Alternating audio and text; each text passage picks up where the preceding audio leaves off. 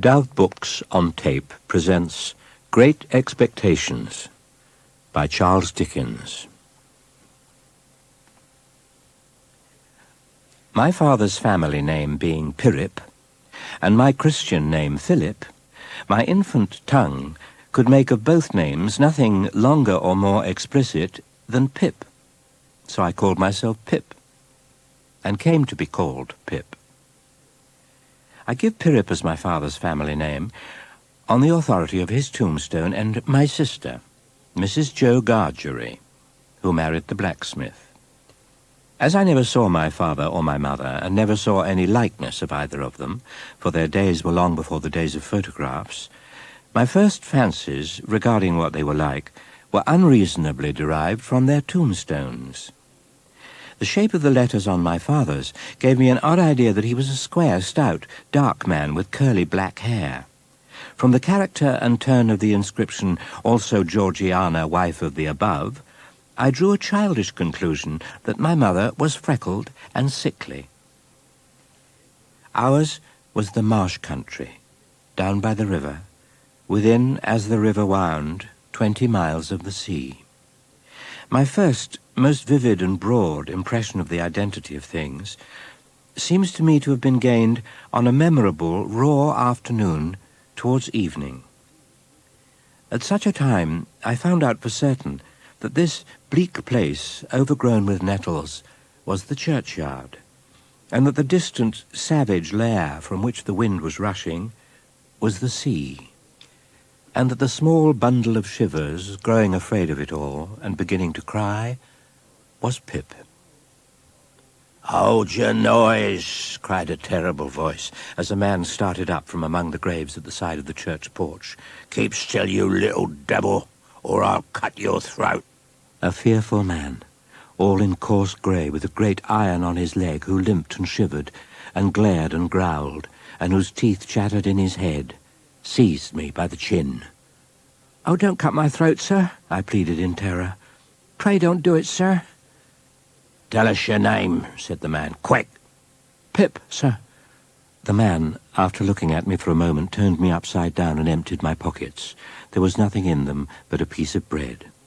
When the church came to itself, for he was so sudden and strong that he made it go head over heels before me, and I saw the steeple under my feet.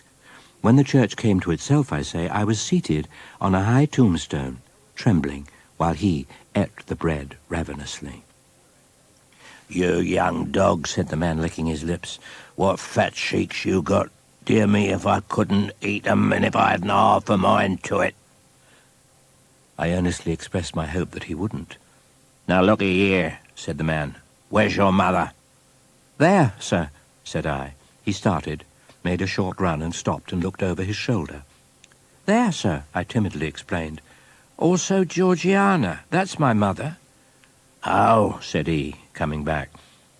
"Is that your father along of your mother?" "Yes, sir," said I. "Him too, late of this parish." "Ah," he muttered then, considering. "Who'd you live with, supposing you're kindly let to live, which I ain't made up my mind about?" "My sister, sir, Mrs. Joe Gargery, wife of Joe Gargery the blacksmith, sir." "Blacksmith, eh?" said he, and looked down at his leg. "Now looky here. You know what a file is?" "Yes, sir." "And you know what whittles is?" "Yes, sir." "You get me a file, and you get me whittles. You bring 'em both to me, or I'll have your heart and liver out. You bring the lot to me at that old battery over yonder. You do it, and you never dare say a word. Now, I ain't alone, as you may think I am. There's a young man hid with me, in comparison with which young man I'm a angel. That young man hears the words I speak. That young man has a secret way peculiar to himself of getting at a boy, and at his heart, and at his liver. I find it very hard to hold that young man off of your inside. Now, what d'ye say?" I said that I would get him the file, and I would get him what broken bits of food I could, and I would come to him at the battery early in the morning. "Say, Lord strike you dead if you don't," said the man. I said so, and he took me down. Good night, sir," I faltered. "Much of that," he said, glancing about him over the cold, wet flat. "I wish I was a frog, or a eel." I looked all round for the horrible young man and could see no signs of him, but now I was frightened again and ran home without stopping. My sister, Mrs. Jo Gargery, was more than 20 years older than I, and had established a great reputation with herself and the neighbours because she'd brought me up by hand. Having at that time to find out for myself what the expression meant, and knowing her to have a hard and heavy hand, and to be much in the habit of laying it upon her husband as well as upon me, I supposed that Jo Gargery and I were both brought up by hand. She was not a good-looking woman, my sister, and I had a general impression that she must have made Jo Gargery marry her by hand. Jo was a fair man, with eyes of such a very undecided blue that they seemed to have somehow got mixed up with their own whites. He was a mild, good-natured, sweet-tempered, easy-going, foolish, dear fellow, a sort of Hercules in strength, and also in weakness. Jo's forge adjoined our house. When I ran home from the churchyard, the forge was shut up, and Jo was sitting alone in the kitchen. Jo and I, being fellow-sufferers and having confidences as such, Jo imparted a confidence to me the moment I raised the latch of the door and peeped in at him opposite to it, sitting in the chimney corner. "Mrs. Jo's been out a dozen times looking for you, Pip, and what's worse, she's got Tickler with her." At this dismal intelligence, I twisted the only button on my waistcoat round and round and looked in great depression at the fire. Tickler was a wax-ended piece of cane, worn smooth by collision with my tickled frame. "Pip, she's a-come, and get behind the door, old chap, and have the jack-towel betwixt you." I took the advice. My sister, Mrs. Jo, throwing the door wide open and finding an obstruction behind it, immediately divined the cause and applied Tickler to its further investigation. "Where have you been, you young monkey?" said Mrs. Jo, stamping her foot. "I've only been to the churchyard," said I, from my stool, crying and rubbing myself. "Churchyard?" replied my sister. "If it weren't for me, you'd have been to the churchyard long ago and stayed there. Who brought you up by hand?" "You did," said I. "And why did I do it, I should like to know?" exclaimed my sister. I whimpered, "I don't know." "I don't," said my sister. "I'd never do it again. Churchyard, indeed." As she applied herself to the tea things, Jo peeped down at me over his leg as if he were mentally casting me and himself up. After that, he sat, following Mrs. Jo about with his blue eyes. It was Christmas Eve, and I had to stir the pudding for next day with a copper stick. "Hark," said I, when I'd done my stirring and was taking a final warm in the chimney corner before being sent to bed. "Was that great guns, Jo?" "Ah," said Jo, "that's another convict gone off." "What does that mean, Jo?" said I. Mrs. Jo, who always took explanations upon herself, said snappishly, "Escaped, escaped." "Mrs. Jo," said I should like to know, if you wouldn't much mind, where the firing comes from." "Lord bless the boy," exclaimed my sister, as if she didn't quite mean that, but rather the contrary. "From the hulks." "And please, what's hulks?" said I. "That's the way with this boy," exclaimed my sister. "Hulks are prison ships right across the meshes."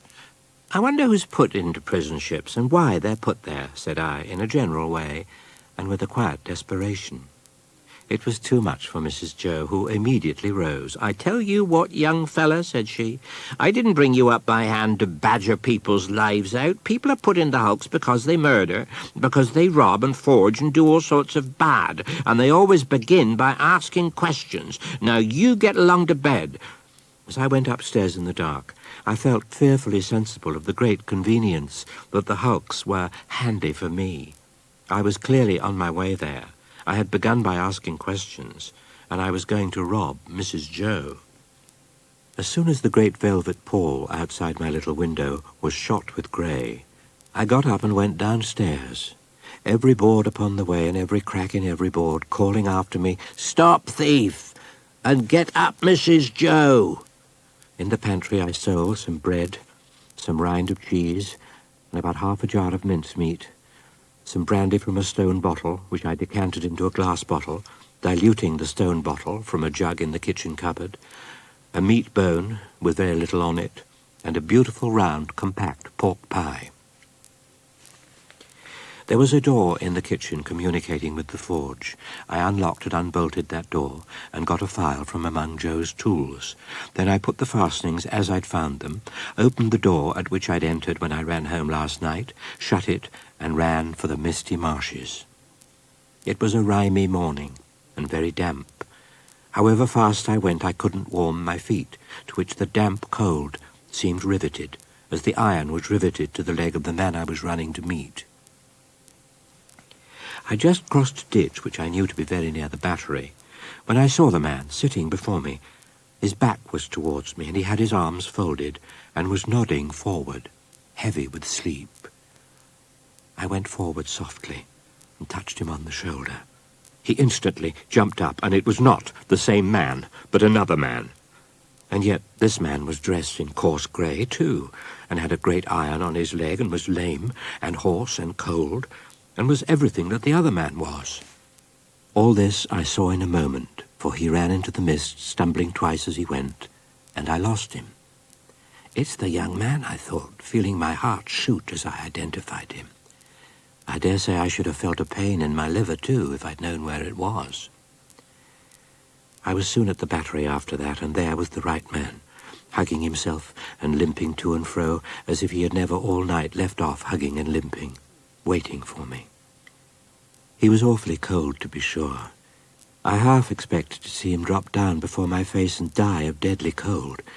He started gobbling mincemeat, meat bone, bread, cheese, and pork pie all at once, staring distrustfully while he did so at the mist all around us, and often even stopping his jaws to listen. Pitying his desolation, and watching him as he gradually settled down upon the pie, I made bold to say, "I'm glad you enjoy it." Did you speak? I said I was glad you enjoyed it. Thank you, my boy. I do. I'm afraid you won't leave any of it for him, said I timidly, after a silence. Leave any for him? Who's him? Said my friend, stopping in his crunching of pie crust. The young man that you spoke of that was hid with you. Oh, he returned, with something like a gruff laugh. Him? Yes, yeah. He don't want no whittles. I thought he looked as if he did, said I. The man stopped eating, and regarded me with the keenest scrutiny and the greatest surprise. Looked? When? Just now. Where? Yonder, said I, pointing over there, where I found him nodding asleep and thought it was you. He held me by the collar and stared at me so that I began to think his first idea about cutting my throat had revived. This man, said he, where is he? He crammed what little food was left into the breast of his grey jacket. Show me the way he went, I'll pull him down like a bloodhound. I indicated in what direction the mist had shrouded the other man, and he looked up at it for an instant. Then he was down on the rank, wet grass, filing at his leg like a madman. I told him that I must go, but he took no notice, so I thought the best thing I could do was to slip off. The last I saw of him, his head was bent over his knee, and he was working hard at his fetter, muttering impatient imprecations at it and at his leg. I fully expected to find a constable in the kitchen waiting to take me up on my return, but not only was there no constable there, but no discovery had yet been made of the robbery. Mrs. Joe was prodigiously busy in getting the house ready for the Christmas festivities. Mr. Wopsle, the clerk at church, was to dine with us, and Mr. Hubble the wheelwright and Mrs. Hubble, and Uncle Pumblechook, Joe's uncle, but Mrs. Joe appropriated him, who was a well-to-do corn chandler in the nearest town and drove his own chaise cart. The dinner hour was 1:30. The time came, without bringing with it any relief to my feelings, and the company came. I opened the door first to Mr. Wopsle, last of all to Uncle Pumblechook. Mrs. Joe, said Uncle Pumblechook, a large, hard-breathing, middle-aged, slow man, with a mouth like a fish, dull, staring eyes, and sandy hair, standing upright on his head, so that he looked as if he'd just been all but choked, and had at that moment come to. I brought you, as the compliments of the season, I brought you, Mum, a bottle of sherry wine, and I brought you, Mum, a bottle of port wine. Every Christmas Day he presented himself as a profound novelty, with exactly the same words, and carrying the 2 bottles like dumbbells. Every Christmas Day Mrs. Joe replied as she now replied, "Oh, Uncle Pumblechook, this is kind." We dined on these occasions in the kitchen. The moment we sat down to dinner, Mr. Wopsle said grace with theatrical declamation, and ended with the very proper aspiration that we might be truly grateful. Upon which my sister fixed me with her eye and said in a low, reproachful voice, "Do you hear that? Be grateful." "Especially," said Mr. Pumblechook, "be grateful, boy, to them which brought you up by hand."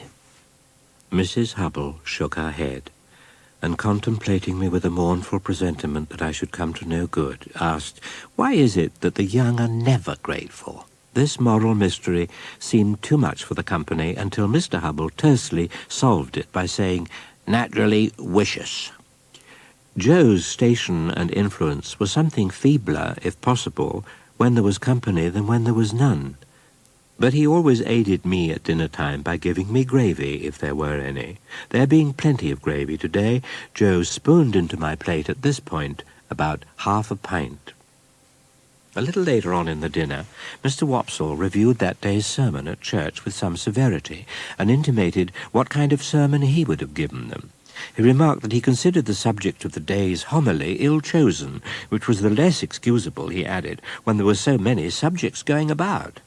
"True," said Uncle Pumblechook. "You've hit it, sir. Look at pork alone. There's a subject if you want a subject. Look at pork." "Swine," pursued Mr. Wopsle in his deepest voice, and pointing his fork at my blushes, as if he were mentioning my Christian name. "Swine were the companions of the prodigal. The gluttony of the swine is put before us as an example to the young. What is detestable in a pig is more detestable in a boy."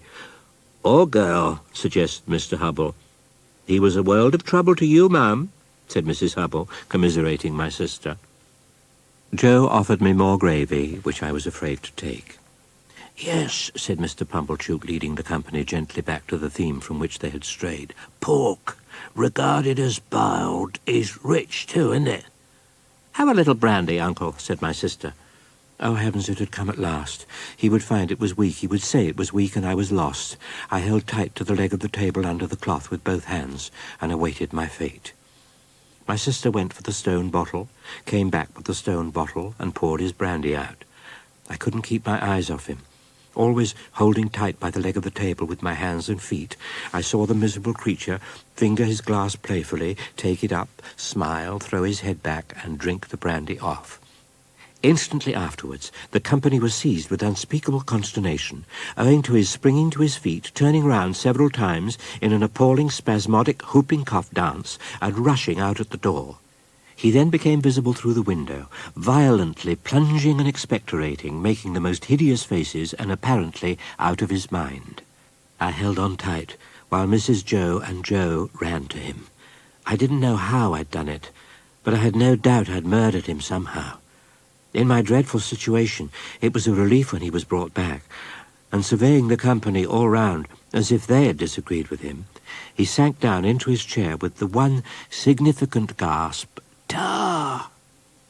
I had filled up the bottle from the tar water jug. "Tar?" cried my sister in amazement. I felt that I could bear no more, and that I must run away. I released the leg of the table and ran for my life. But I ran no further than the house door, for there I ran head foremost into a party of soldiers with their muskets, one of whom held out a pair of handcuffs to me, saying, "Here you are, look sharp, come on." The apparition of a file of soldiers ringing down the butt ends of their loaded muskets on our doorstep caused the dinner party to rise from the table in confusion. "Excuse me, ladies and gentlemen," said the sergeant, "but I'm on a chase in the name of the king, and I want the blacksmith." "And pray what do you want with him?" retorted my sister, quick to resent his being wanted at all. "Missus," returned the gallant sergeant, "speaking for myself, I should reply the honour and pleasure of his fine wife's acquaintance. Speaking for the king, I answer a little job done." This was received as rather neat in the sergeant. "You see, blacksmith," said the sergeant, who had by this time picked out Joe with his eye, "we've had an accident with these, and I find the lock of one of 'em goes wrong, and the coupling doesn't act pretty. As they're wanted for immediate service, will you throw your eye over them?" Joe threw his eye over them and pronounced that the job would necessitate the lighting of his forge and would take 2 hours. "That'll do. We begin to close in on 'em about dusk. A little before dusk, my orders are. That'll do." "Convicts, Sergeant?" asked Mr. Wopsle in a matter-of-course way. "Aye," returned the sergeant, "too. They're pretty well known to be out on the marshes still, and they won't try to get clear of 'em before dusk." Joe mustered courage to propose that some of us should go down with the soldiers and see what came of the hunt. Mr. Pumblechook and Mr. Hubble declined, but Mr. Wopsle said he would go. The sergeant took a polite leave of the ladies. His men resumed their muskets and fell in. Mr. Wopsle, Joe, and I received strict charge to keep in the rear and to speak no word after we reached the marshes. We were joined by no stragglers from the village, for the weather was cold and threatening, darkness coming on, and the people had good fires indoors and were keeping the day. There I was on Joe's back, and there was Joe beneath me, charging at the ditches like a hunter. There reached us on the wings of the wind and rain a long shout, down banks and up banks and over gates, and splashing into dikes and breaking among coarse rushes. No man cared where he went. As we came nearer to the shouting, it became more and more apparent that it was made by more than one voice. Sometimes it seemed to stop altogether, and then the soldiers stopped. When it broke out again, the soldiers made for it at a greater rate than ever, and we after them. After a while we had so run it down that we could hear one voice calling, "Murder!" Water was splashing, and mud was flying, and oaths were being sworn, and blows were being struck, when some more men went down into the ditch to help the sergeant, and dragged out separately my convict and the other one. Both were bleeding and panting, and execrating and struggling, but of course I knew them both directly. "Mind," said my convict, wiping blood from his face with his ragged sleeves, and shaking torn hair from his fingers. "I took him. He knows it." The other convict was livid to look at. "Take notice, guard. He tried to murder me," were his first words. "Enough of this parley," said the sergeant. "Light those torches." As one of the soldiers, who carried a basket in lieu of a gun, went down on his knees to open it, my convict looked round him for the first time and saw me. If he had looked at me for an hour or for a day, I could not have remembered his face ever afterwards as having been more attentive. The soldier with the basket soon got a light and lighted 3 or 4 torches, and took one himself and distributed the others. It had been almost dark before, but now it seemed quite dark, and soon afterwards very dark. Before we departed from that spot, 4 soldiers, standing in a ring, fired twice in the air. The 2 were kept apart, and each walked surrounded by a separate guard. There was a reasonably good path now, mostly on the edge of the river. When I looked round, I could see the other lights coming in after us. The torches we carried dropped great blotches of fire upon the track, and I could see those too lying smoking and flaring. My convict never looked at me except that once. Suddenly he turned to the sergeant and remarked, "I wish to say something respecting this escape. I took some victuals up at the village yonder, from the blacksmith's." "Hallo, Pip," said Joe, staring at me. "It was some broken victuals, that's what it was, and a dram of liquor and a pie." "God knows you're welcome to it, as far as it was ever mine," returned Joe, with a saving remembrance of Mrs. Joe. "We don't know what you've done, but we wouldn't have you starved to death for it, poor miserable fellow creature, would us, Pip?" Something clicked in the man's throat, and he turned his back. A boat had arrived, and his guard was ready, so we followed him to the landing place, made of rough stakes and stones, and saw him put into the boat, which was rowed by a crew of convicts like himself. By the light of the torches we saw the black hulk lying out a little way from the mud of the shore, like a wicked Noah's Ark. Cribbed and barred and moored by massive rusty chains, the prison ship seemed in my young eyes to be ironed like the prisoners. We saw the boat go alongside, and we saw him taken up the side and disappear. Then the ends of the torches were flung hissing into the water and went out as if it were all over with him. My state of mind regarding the pilfering from which I'd been so unexpectedly exonerated did not impel me to frank disclosure, but I hope I had some dregs of good at the bottom of it. I do not recall that I felt any tenderness of conscience in reference to Mrs. Joe when the fear of being found out was lifted off me. But I loved Joe, perhaps for no better reason in those early days than because the dear fellow let me love him, and as to him, my inner self was not so easily composed. It was much upon my mind that I ought to tell Joe the whole truth, yet I did not, and for the reason that I mistrusted that if I did he would think me worse than I was. That state of mind lasted long after the subject had died out, and had ceased to be mentioned, saving on exceptional occasions. One night I was sitting in the chimney corner with my slate, expending great efforts on the production of a letter to Joe. I think it must have been a full year after our hunt upon the marshes. "Here comes the mare," said Joe, "ringing like a peal of bells." The sound of our iron shoes upon the hard road was quite musical, as she came along at a much brisker trot than usual. We got a chair out, ready for Mrs. Joe's alighting. Mrs. Joe was soon landed, and Uncle Pumblechook was soon down too, covering the mare with a cloth, and we were soon all in the kitchen. "Now," said Mrs. Joe, unwrapping herself with haste and excitement, "if this boy ain't grateful this night, he never will be." I looked as grateful as any boy possibly could who was wholly uninformed why he ought to assume that expression. "Miss Havisham wants this boy to go and play, and of course he's going, and he'd better play." I had heard of Miss Havisham. Everybody had heard of Miss Havisham as an immensely rich and grim lady who lived in a large and dismal house barricaded against robbers, and who led a life of seclusion. "Well, to be sure," said Joe, astounded. "I wonder if she came to know Pip." "Noodle," cried my sister. "Couldn't she ask Uncle Pumblechook if he knew of a boy to go and play there?" "Good again," cried Uncle Pumblechook. "Well put." "Joseph," said my sister, "you do not know that Uncle Pumblechook, being sensible that for anything we can tell this boy's fortune may be made by his going to see Miss Havisham's, has offered to take him into town tonight in his own chaise cart, and to keep him tonight, and to take him with his own hands to Miss Havisham's tomorrow morning." With that she pounced upon me like an eagle on a lamb, and my face was squeezed into wooden bowls in sinks, and my head was put under taps of water butts, and I was soaped and kneaded and towelled and thumped and harrowed and rasped until I really was quite beside myself.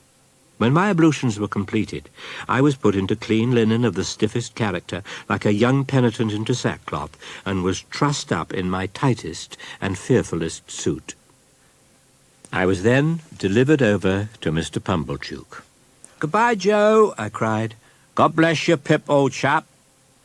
I'd never parted with him before, and what with my feelings and what with the soapsuds, I could at first see no stars from the chaise cart, but they twinkled out one by one without throwing any light on the questions why on earth I was going to play at Miss Havisham's and what on earth I was expected to play at. Mr. Pumblechook and I breakfasted at 8 o'clock the next day. I considered Mr. Pumblechook wretched company. His conversation consisted of nothing but arithmetic. On my politely bidding him good morning, he said pompously, "7 times 9, boy." Before I had swallowed a morsel, he began a running sum that lasted all through breakfast. 7 and 4 and 8 and 6 and 2 and 10, and so on. For such reasons, I was very glad when 10 o'clock came and we started for Miss Havisham's, though I was not at all at my ease regarding the manner in which I should acquit myself under that lady's roof.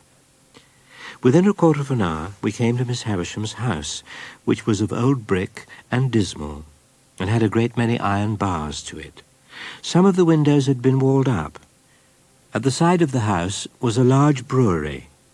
No brewing was going on in it, and none seemed to have gone on for a long, long time. A window was raised, and a clear voice demanded, "What name?" To which my conductor replied, "Pumblechook." The window was shut again, and a young lady came across the courtyard with keys in her hand. "This," said Mr. Pumblechook, "is Pip." "This is Pip, is it?" returned the young lady, who was very pretty and seemed very proud. "Come in, Pip." Mr. Pumblechook was coming in also when she stopped him with the gate. "Oh," she said, "do you wish to see Miss Havisham?" "If Miss Havisham wished to see me," returned Mr. Pumblechook, discomfited. "Ah," said the girl, "but you see she don't." She said it so finally, and in such an undiscussable way, that Mr. Pumblechook, though in a condition of ruffled dignity, could not protest. My young conductress locked the gate, and we went across the courtyard. It was paved and clean, but grass was growing in every crevice. The cold wind seemed to blow colder there than outside the gate, and it made a shrill noise in howling in and out at the open sides of the brewery, like the noise of wind in the rigging of a ship at sea. She saw me looking at it and said, "You could drink without hurt all the strong beer that's brewed there now, boy. And as to strong beer, there's enough of that in the cellars already to drown the manor house." "Is that the name of this house, miss?" "One of its names, boy. Its other name is Satis, which is Greek or Latin or Hebrew or all three, or all one to me, for enough." "Enough House," said I. "That's a curious name, miss." "Yes," she replied, "but don't loiter, boy." Though she called me boy with a carelessness that was far from complimentary, she was of about my own age.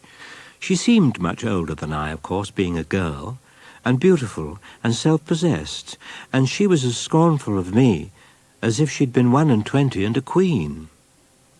We went into the house by a side door, and the first thing I noticed was that the passages were all dark, and that she'd left a candle burning there. She took it up, and we went through more passages and up a staircase, and still it was all dark, and only the candle lighted us. At last we came to the door of a room, and she said, "Go in." I entered, therefore, and found myself in a pretty large room, well lighted with wax candles. No glimpse of daylight was to be seen in it. It was a dressing-room. Prominent in it was a draped table with a gilded looking-glass, and that I made out at first sight to be a fine lady's dressing-table. Whether I should have made out this object so soon if there'd been no fine lady sitting in it, I can't say. In an armchair, with an elbow resting on the table, and her head leaning on that hand, sat the strangest lady I have ever seen, or shall ever see. She was dressed in rich materials, satins, and lace and silks, all of white. Her shoes were white. She had a long white veil dependent from her hair, and she had bridal flowers in her hair, but her hair was white. Some bright jewels sparkled on her neck and on her hands, and some other jewels lay sparkling on the table. She had not quite finished dressing, for she had but one shoe on. But I saw that everything within my view which ought to be white had been white long ago, and had lost its lustre, and was faded and yellow. I saw that the bride within the bridal dress had withered like the dress. Now waxwork and skeleton seemed to have dark eyes that moved and looked at me. I should have cried out if I could. "Who is it?" said the lady at the table. "Pip, ma'am."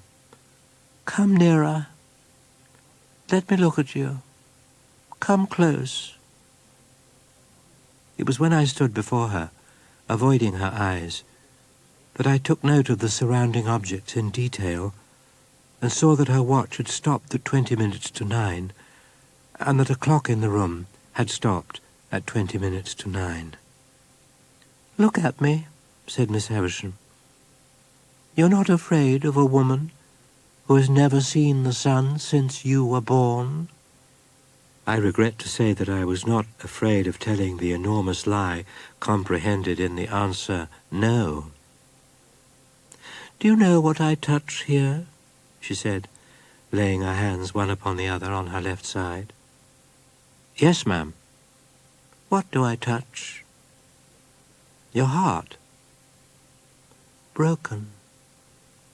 She turned her eyes from me and beckoned to Stella to come close.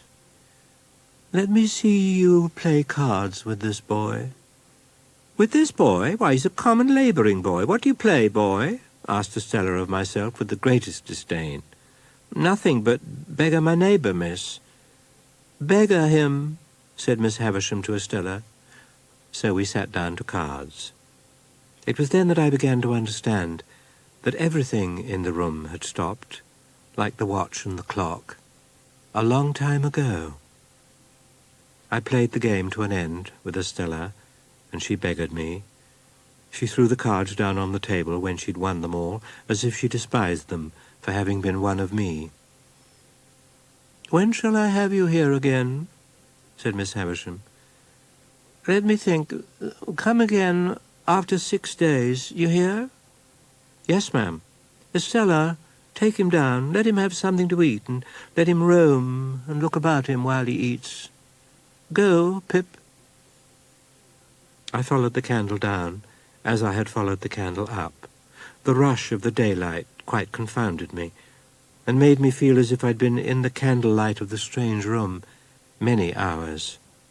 "You're to wait here, my boy," said Estella, and disappeared and closed the door. I took the opportunity of being alone in the courtyard to look at my coarse hands and my common boots. My opinion of those accessories was not favourable. They had never troubled me before, but they troubled me now as vulgar appendages. She came back with some bread and meat and a little mug of beer. She put the mug down on the stones of the yard and gave me the bread and meat without looking at me, as insolently as if I were a dog in disgrace, and left me. When she was gone, I looked about me for a place to hide my face in, and cried. As I cried, I kicked the wall and took a hard twist at my hair. So bitter were my feelings, and so sharp was the smart. When I reached home, my sister was very curious to know all about Miss Havisham's. The worst of it was that the bullying old Pumblechook, preyed upon by a devouring curiosity to be informed of all I'd seen and heard, came gaping over in his chaise cart at tea-time to have the details divulged to him. "Well, boy," Uncle Pumblechook began as soon as he was seated in the chair of honour by the fire, "how did you get on uptown?" I answered, "Pretty well, sir," and my sister shook her fist at me. "Pretty well?" Mr. Pumblechook repeated. "Pretty well is no answer, boy. What like is Miss Havisham?" "Very tall and dark," I told him. "Is she, uncle?" asked my sister. Mr. Pumblechook winked assent, from which I at once inferred that he had never seen Miss Havisham, for she was nothing of the kind. "Now, boy, what was she a-doing of when you went in today?" asked Mr. Pumblechook. "She was sitting," I answered, "in a black velvet coach."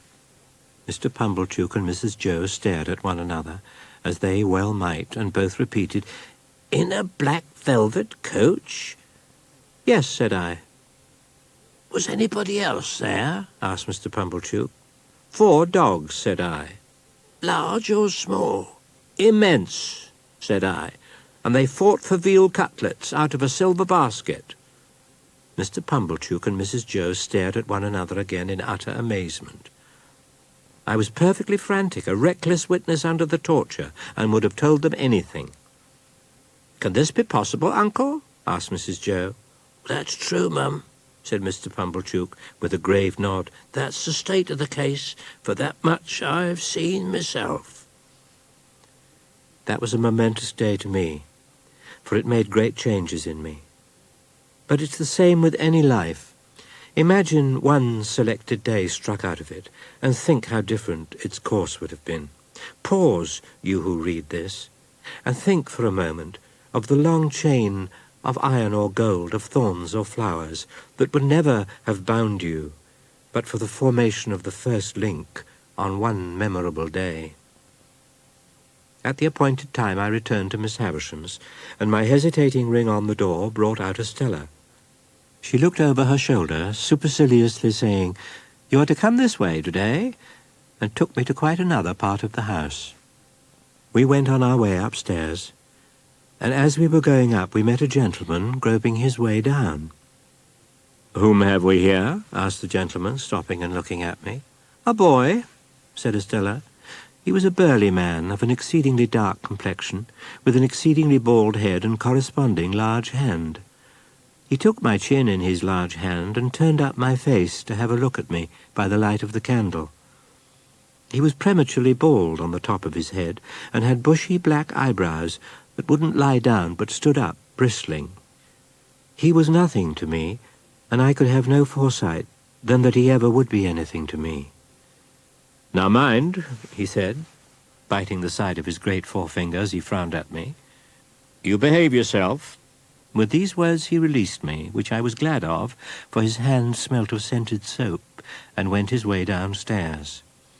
Estella left me standing near the door, and I stood there until Miss Havisham cast her eyes upon me from the dressing-table. "Go into that opposite room," said she, pointing at the door behind me with her withered hand, "and wait there till I come." I crossed the staircase landing and entered the room she indicated. From that room, too, the daylight was completely excluded, and it had an airless smell that was oppressive. The most prominent object was a long table with a tablecloth spread upon it, as if a feast had been in preparation when the house and the clocks all stopped together. An epergne, or centrepiece of some kind, was in the middle of this cloth. I saw speckled-legged spiders with blotchy bodies running home to it and running out from it, as if some circumstance of the greatest public importance had just transpired in the spider community. These crawling things had fascinated my attention, and I was watching them from a distance, when Miss Havisham laid a hand upon my shoulder. I shrank under her touch. She looked all round the room in a glaring manner, and then said, leaning on me while her hand twitched on my shoulder, "Come, come, come, walk me, walk me." Accordingly I started at once, and she leaned upon my shoulder, and we went away at a pace that might have been an imitation of Mr. Pumblechook's chaise-cart. In the heavy air of the room, and the heavy darkness that brooded in its remoter corners, I even had an alarming fancy that I might presently begin to decay. A day was appointed for my return, and I was taken down into the yard to be fed in the former dog-like manner. There, too, I was again left to wander about as I liked. When I had exhausted the garden, and a greenhouse with nothing in it but a fallen-down grapevine and some bottles, I found myself, to my great surprise, exchanging a broad stare with a pale young gentleman with red eyelids and light hair. "Come and fight," said the pale young gentleman. What could I do but follow him? I've often asked myself the question since, but what else could I do? His manner was so final, and I was so astonished that I followed where he led, as if I'd been under a spell. I never have been so surprised in my life as I was when I let out the first blow and saw him lying on his back, looking up at me with a bloody nose, and his face exceedingly foreshortened. But he was on his feet directly, and after sponging himself with a great show of dexterity began squaring again. The second greatest surprise I ever had in my life was seeing him on his back again, looking up at me out of a black eye. His spirit inspired me with great respect. He seemed to have no strength, and he never once hit me hard, and he was always knocked down, but he would be up again in a moment, until at last he got a bad fall, went on his knees to his sponge, and threw it up at the same time, panting out, "That means you've won." He seemed so brave and innocent that although I had not proposed the contest, I felt but a gloomy satisfaction in my victory. Indeed, I go so far as to hope that I regarded myself while dressing as a species of savage young wolf. When I got into the courtyard, I found Estella waiting with the keys. There was a bright flush upon her face, as though something had happened to delight her. Instead of going straight to the gate, too, she stepped back into the passage and beckoned me. "Come here. You may kiss me, if you like." I kissed her cheek as she turned it to me. I think I would have gone through a great deal to kiss her cheek. But I felt that the kiss was given to the coarse, common boy as a piece of money might have been, and that it was worth nothing. My stay had lasted so long that when I neared home, the light on the spit of sand off the point on the marshes was gleaming against a black night sky, and Joe's furnace was flinging a path of fire across the road. End of Side 1. I entered on a regular occupation of pushing Miss Havisham in a chair, when she was tired of walking with her hand upon my shoulder, round her own room and across the landing and round the other room. Over and over and over again we would make these journeys, and sometimes they would last as long as 3 hours at a stretch. What could I become in these surroundings? How could my character fail to be influenced by them? Is it to be wondered at if my thoughts were dazed, as my eyes were, when I came out into the natural light from the misty yellow rooms? I reposed complete confidence in only one person, Biddy, Mr. Wopsle's great-aunt's granddaughter, and an orphan like myself. I told poor Biddy everything. Why it came natural to me to do so, and why Biddy had a deep concern in everything I told her, I did not know then, though I think I know now. We went on in this way for a long time, and it seemed likely that we should continue to go on in this way for a long time, when one day Miss Havisham stopped short as she and I were walking, and said with some displeasure, "You're growing tall, Pip. Tell me the name of that blacksmith of yours." "Joe Gargery, ma'am." "Meaning the man you were to be apprenticed to?" "Yes, Miss Havisham." "You'd better be apprenticed at once. Would Gargery come here with you and bring your indentures, do you think?" I signified that I had no doubt he would take it as an honour to be asked. "Then let him come." It was a trial to my feelings on the next day but one to see Joe arraying himself in his Sunday clothes to accompany me to Miss Havisham's. I could hardly have imagined dear old Joe looking so unlike himself, or so like some extraordinary bird, standing as he did speechless, with his tuft of feathers ruffled and his mouth open as if he wanted a worm. "You are the husband," said Miss Havisham, "of the sister of this boy?" It was very aggravating, but throughout the interview Joe persisted in addressing me instead of Miss Havisham. "Which I mean to say, Pip," Joe now observed, "as I happen married your sister, and I were at the time what you might call, if you was anyways inclined, a single man." "Well," said Miss Havisham, "and you have reared the boy with the intention of taking him for your apprentice? Is that so, Mr. Gargery?" "You know, Pip," replied Joe, "as you and me was ever friends, and it were looked forward to betwixt us as being calculated to lead the larks." It was quite in vain for me to endeavour to make him sensible that he ought to speak to Miss Havisham. The more I made faces and gestures to him to do it, the more confidential, argumentative, and polite he persisted in being to me. Miss Havisham glanced at him as if she understood what he really was, and took a little bag from the table beside her. "Pip has earned a premium here," she said, "and here it is. There are 25 guineas. Goodbye, Pip. Let them out, Estella." "Am I to come again, Miss Havisham?" I asked. "No. Gargery is your master now." How Joe got out of the room I've never been able to determine, but I know that when he did get out he was steadily proceeding upstairs instead of coming down, until I went after him and laid hold of him.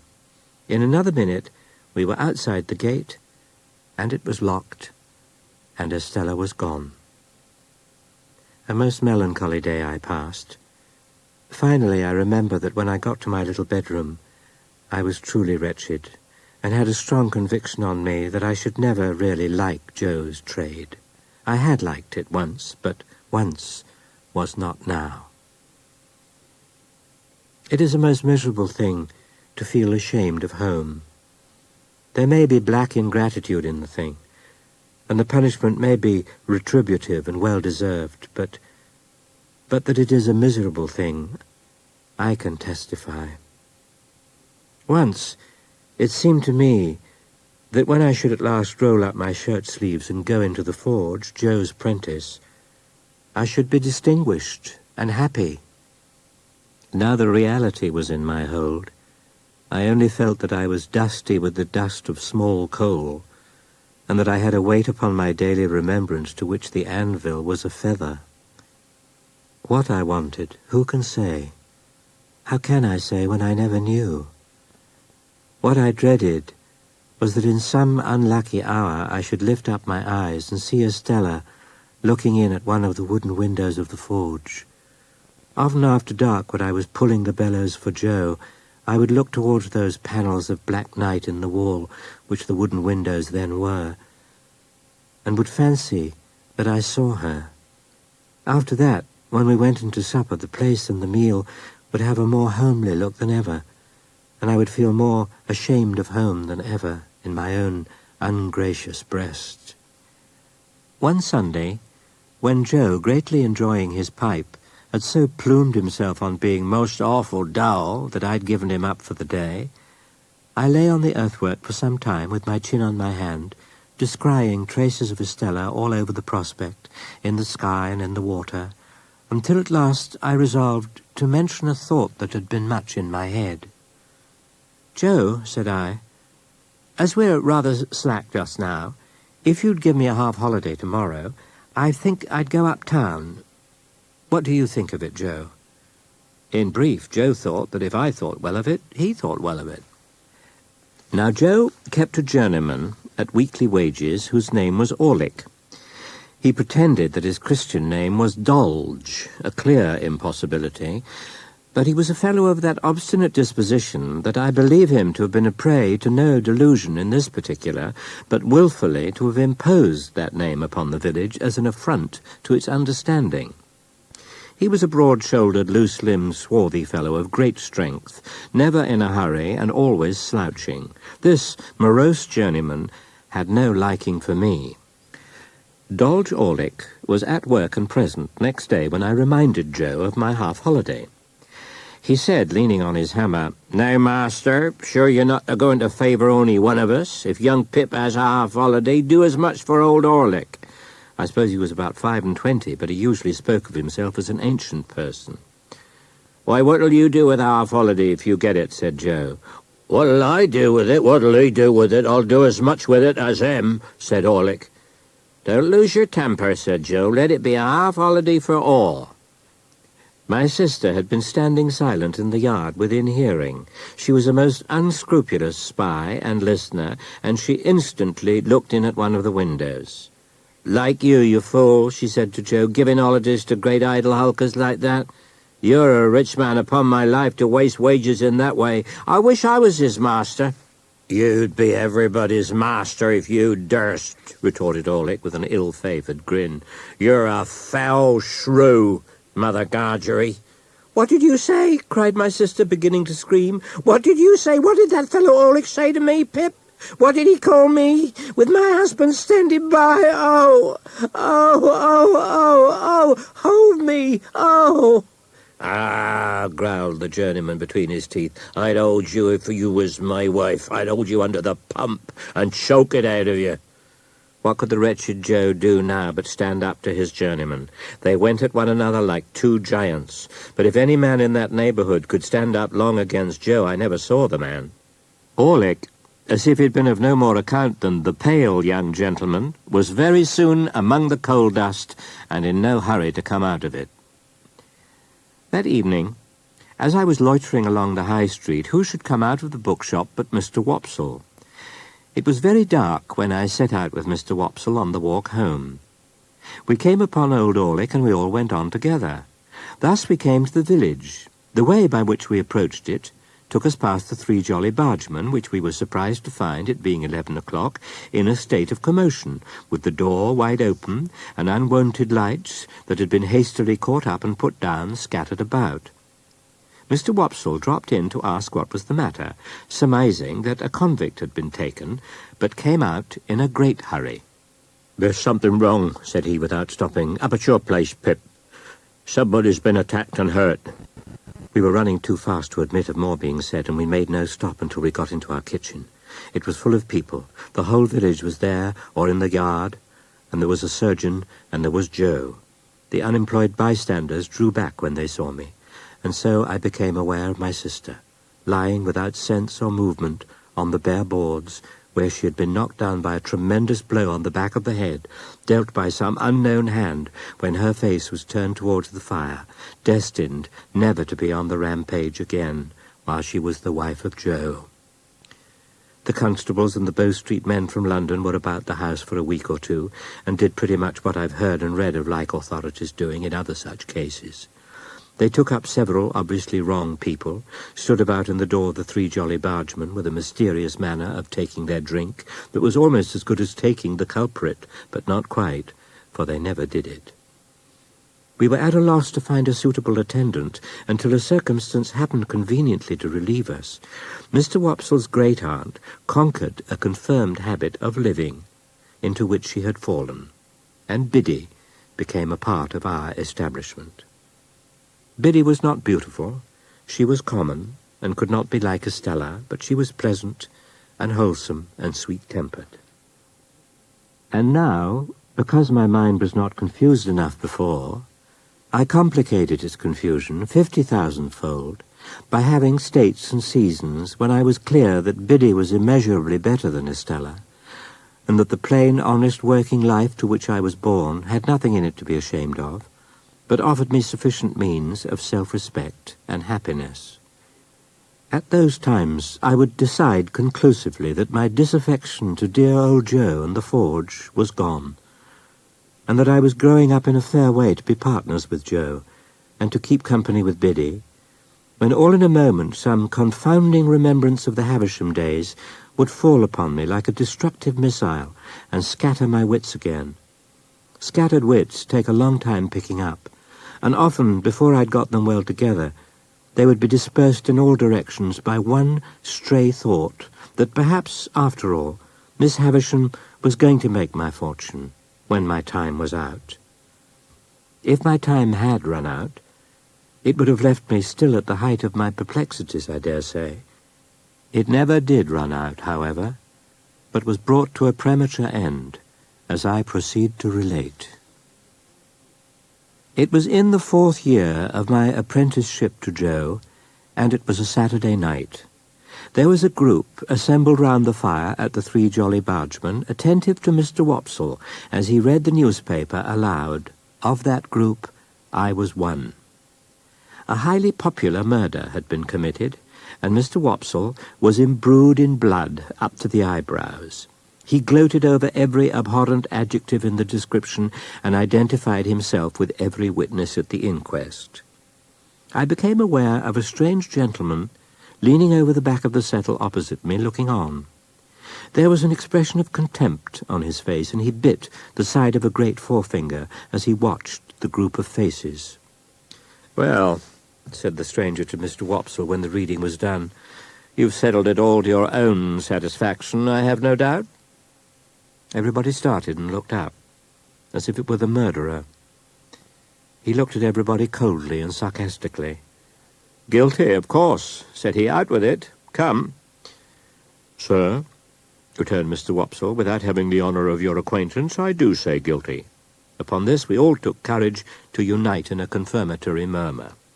"I know you do," said the stranger. "I knew you would. But now I'll ask you a question. Do you know that the law of England supposes every man to be innocent until he is proved to be guilty?" "Sir," Mr. Wopsle began to reply, "as an Englishman myself, I—" "Come," said the stranger, "don't avoid the question. Now I'll ask you another question. Do you know that none of these witnesses have yet been cross-examined?" Mr. Wopsle hesitated, and we all began to conceive a rather poor opinion of him. "Now I ask you what you say to the conscience of the man who can lay his head upon his pillow after having pronounced a fellow creature guilty, unheard?" We all began to suspect that Mr. Wopsle was not the man we'd thought him, and that he was beginning to be found out. And that same man, remember, pursued the gentleman, throwing his finger at Mr. Wopsle heavily, that same man might be summoned as a juryman upon this very trial. The strange gentleman left the back of the settle and came into the space between the two settles in front of the fire, where he remained standing, his left hand in his pocket, and he biting the forefinger of his right. "Joe Gargery," said he, "which is the man?" "Here's the man," said Joe. "You have an apprentice," pursued the stranger, "commonly known as Pip. Is he here?" "I'm here," I cried. The stranger did not recognize me, but I recognized him as the gentleman I'd met on the stairs on the occasion of my second visit to Miss Havisham. "I wish to have a private conference with you two," said he, when he had surveyed me at his leisure. "It will take a little time. Perhaps we'd better go to your place of residence." Amidst a wondering silence, we three walked out of the Jolly Bargeman, and in a wondering silence walked home. Our conference was held in the state parlour, which was feebly lighted by one candle. It began with the strange gentleman sitting down at the table, drawing the table to him, and looking over some entries in his pocket-book. "My name," he said, "is Jaggers, and I'm a lawyer in London. Now, Joseph Gargery, I'm the bearer of an offer to relieve you of this young fellow, your apprentice. You would not object to cancel his indentures at his request and for his good? You would want nothing for so doing?" "Lord forbid that I should want anything for not standing in Pip's way," said Joe, staring. I thought Mr. Jaggers glanced at Joe as if he considered him a fool for his disinterestedness, but I was too much bewildered between breathless curiosity and surprise to be sure of it. "Very well," said Mr. Jaggers. "Now I return to this young fellow, and the communication I have got to make is that he has great expectations." Joe and I gasped and looked at one another. "I am instructed to communicate to him," said Mr. Jaggers, throwing his finger at me sideways, "that he will come into a handsome property. Further, that it is the desire of the present possessor of that property that he be immediately removed from his present sphere of life and from this place, and be brought up as a gentleman, in a word, as a fellow of great expectations."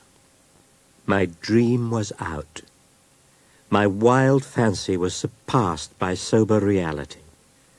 Miss Havisham was going to make my fortune on a grand scale.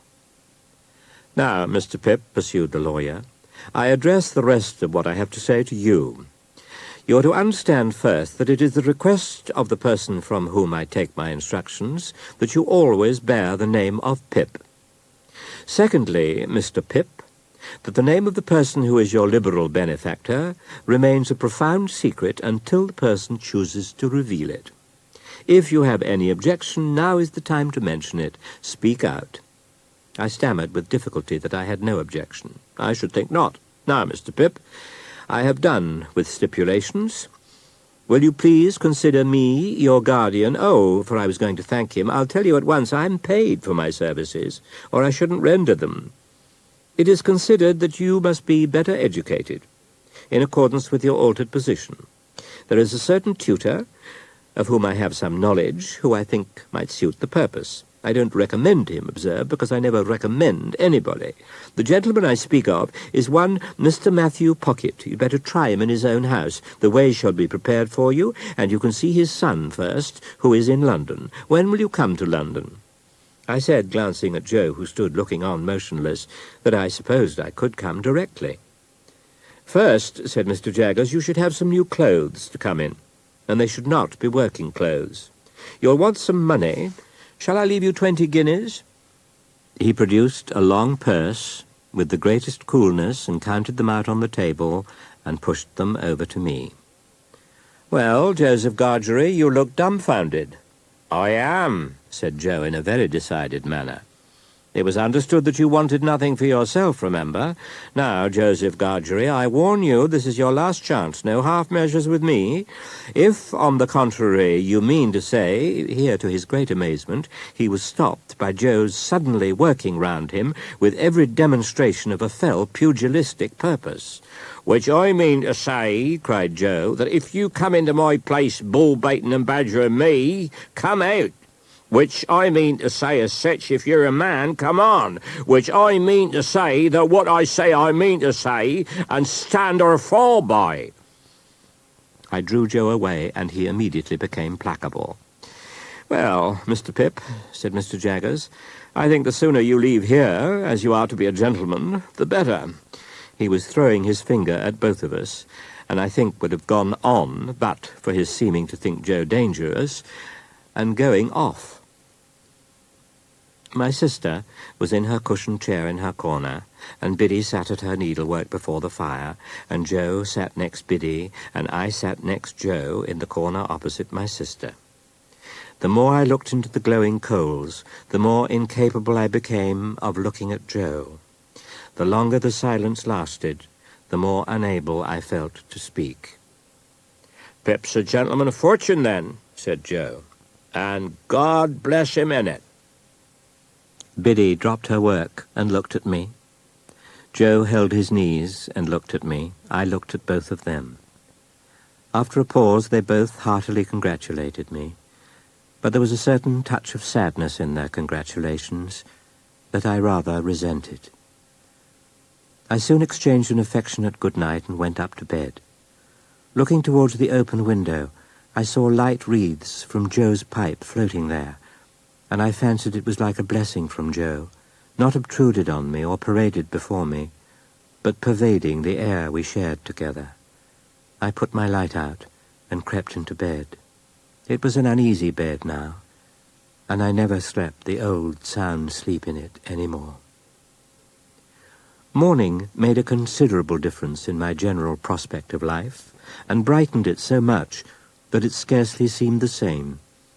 I was to leave our village at 5 in the morning, carrying my little hand portmanteau, and I had told Joe that I wished to walk away alone. Biddy was astir so early to get my breakfast that although I did not sleep at the window an hour, I smelt the smoke of the kitchen fire when I started up with a terrible idea that it must be late in the afternoon. It was a hurried breakfast, with no taste in it. I got up from the meal, saying with a sort of briskness, as if it had only just occurred to me, "Well, I suppose I must be off." And then I kissed my sister, who was laughing and nodding and shaking in her usual chair, and kissed Biddy, and threw my arms round Joe's neck. Then I took up my little portmanteau and walked out. I walked away at a good pace, thinking it was easier to go than I'd supposed it would be, and in a moment, with a strong heave and sob, I broke into tears. It was by the finger-post at the end of the village, and I laid my head upon it and said, "Goodbye, oh my dear, dear friend." Heaven knows we need never be ashamed of our tears, for they are rain upon the blinding dust of earth overlying our hard hearts. I was better after I had cried than before, more sorry, more aware of my own ingratitude, more gentle. If I had cried before, I should have had Joe with me then. So subdued I was by those tears and by their breaking out again in the course of the quiet walk, that when I was on the coach and it was clear of the town, I deliberated with an aching heart whether I would not get down when we changed horses and walk back, and have another evening at home, and a better parting. We changed, and I had not made up my mind. We changed again, and yet again, and it was now too late and too far to go back, and I went on. And the mists had all solemnly risen now, and the world lay spread before me.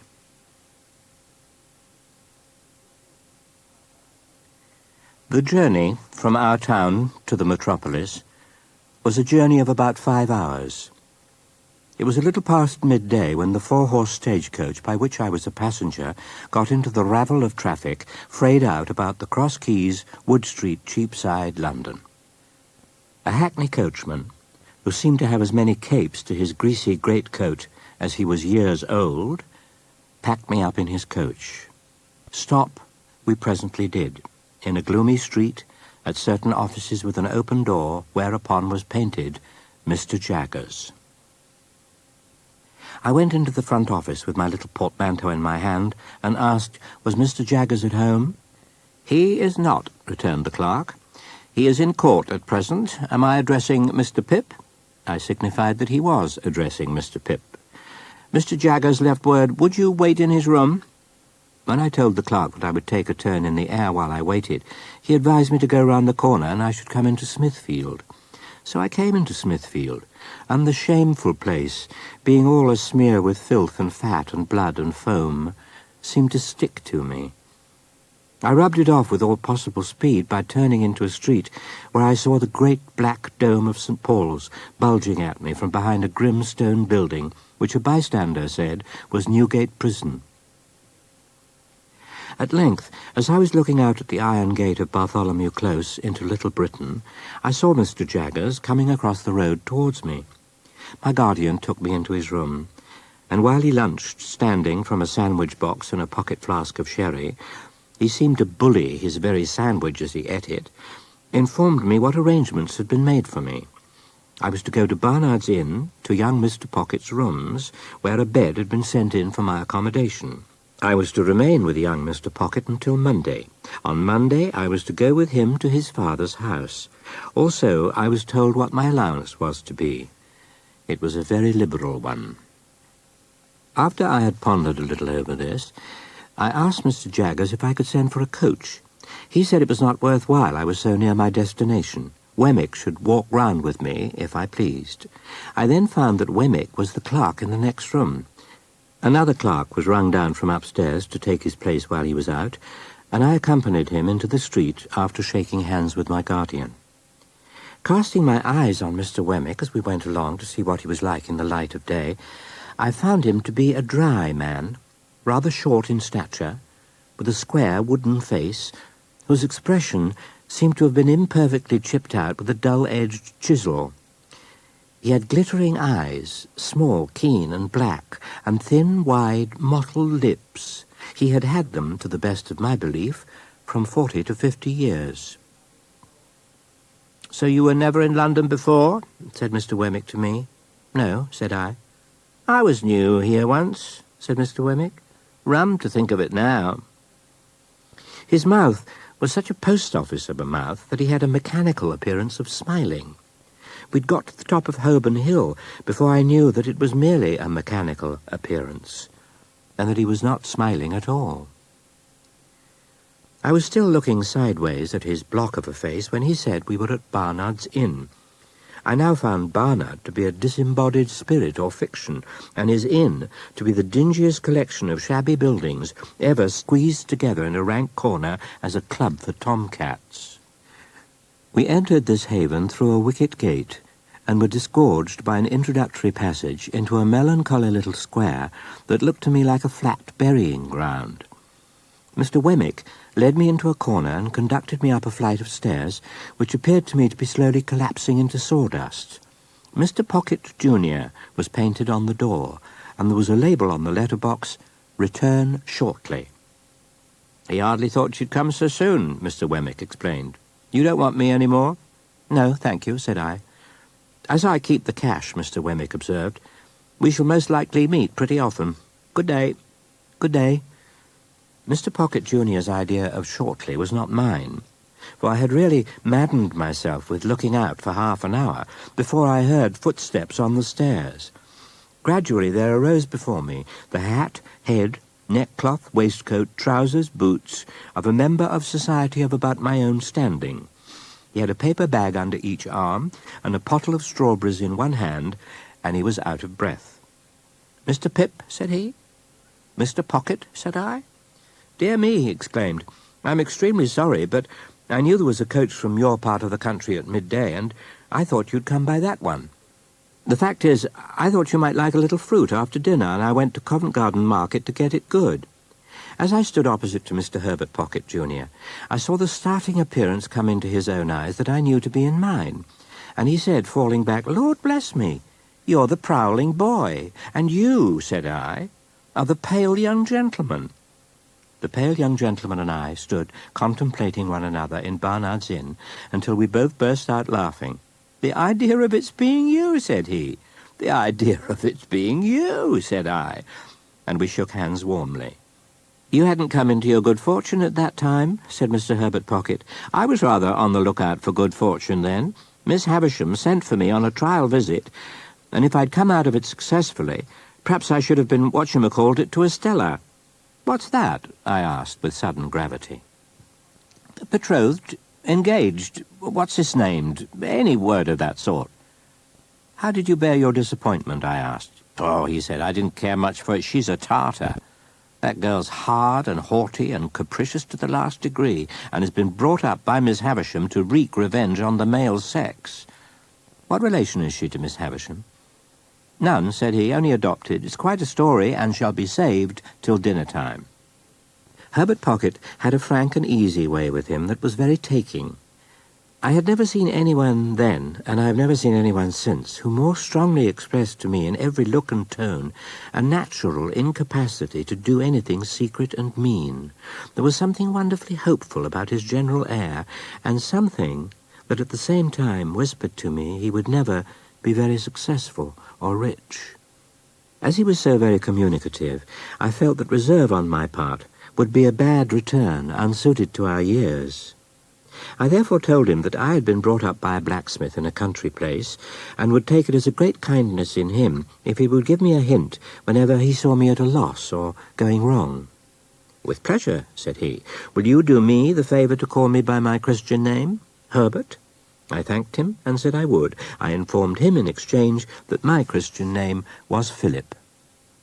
"I don't take to Philip," said he, smiling. "Would you mind Handel for a familiar name? There's a charming piece of music by Handel called The Harmonious Blacksmith."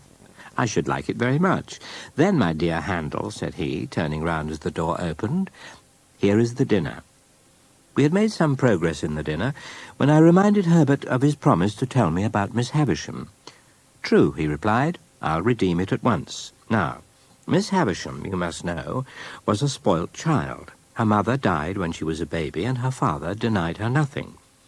Miss Havisham was an only child." I hesitated. "Now, stop a moment, I'm coming to that. No, she was not an only child, she had a half-brother. Her father privately married again to his cook. In course of time she died, and as the son grew a young man, he turned out riotous, extravagant, undutiful, altogether bad. At last his father disinherited him, but he softened when he was dying and left him well off, though not nearly so well off as Miss Havisham. Her half-brother had now ample means again, but what with debts and what with new madness, wasted them most fearfully again. There were stronger differences between him and her than there had been between him and his father, and it is suspected that he cherished a deep and mortal grudge against her. There appeared upon the scene a certain man who made love to Miss Havisham. Well, this man pursued Miss Havisham closely and professed to be devoted to her. I believe she had not shown much susceptibility up to that time, but all the susceptibility she possessed certainly came out then, and she passionately loved him. There is no doubt that she perfectly idolized him. He practiced on her affection in that systematic way that he got great sums of money from her, and he induced her to buy her brother out of a share in the brewery at an immense price, on the plea that when he was her husband, he must hold and manage it all. My father warned her that she was doing too much for this man and was placing herself too unreservedly in his power. She took the first opportunity of angrily ordering my father out of the house in his presence, and my father has never seen her since. The marriage day was fixed, the wedding dresses were bought, the wedding tour was planned out, the wedding guests were invited. The day came, but not the bridegroom. He wrote her a letter, which she received, I struck in, when she was dressing for her marriage at 9:20, at the hour and the minute said Herbert, nodding. "Is that all the story?" I asked, after considering it. "I've forgotten one thing. It has been supposed that the man to whom she gave her misplaced confidence acted throughout in concert with her half-brother, that it was a conspiracy between them, and that they shared the profits. You said just now," said I, "that Estella was not related to Miss Havisham, but adopted. When adopted?" Herbert shrugged his shoulders. "There's always been an Estella, since I've heard of a Miss Havisham. I know no more." It had not occurred to me before that he had led up to the theme for the purpose of clearing it out of our way, but we were so much the lighter and easier for having broached it that I now perceived this to be the case. On Monday, we took the coach for Hammersmith. We arrived there at 2 or 3 o'clock in the afternoon, and had very little way to walk to Mr. Pocket's house. Lifting the latch of the gate, we passed direct into a little garden overlooking the river, where Mr. Pocket's children were playing about. Mr. Pocket came out to make my acquaintance. I was not much surprised to find that Mr. Pocket was a gentleman with a rather perplexed expression of face, and with his very grey hair disordered on his head, as if he didn't quite see his way to putting anything straight.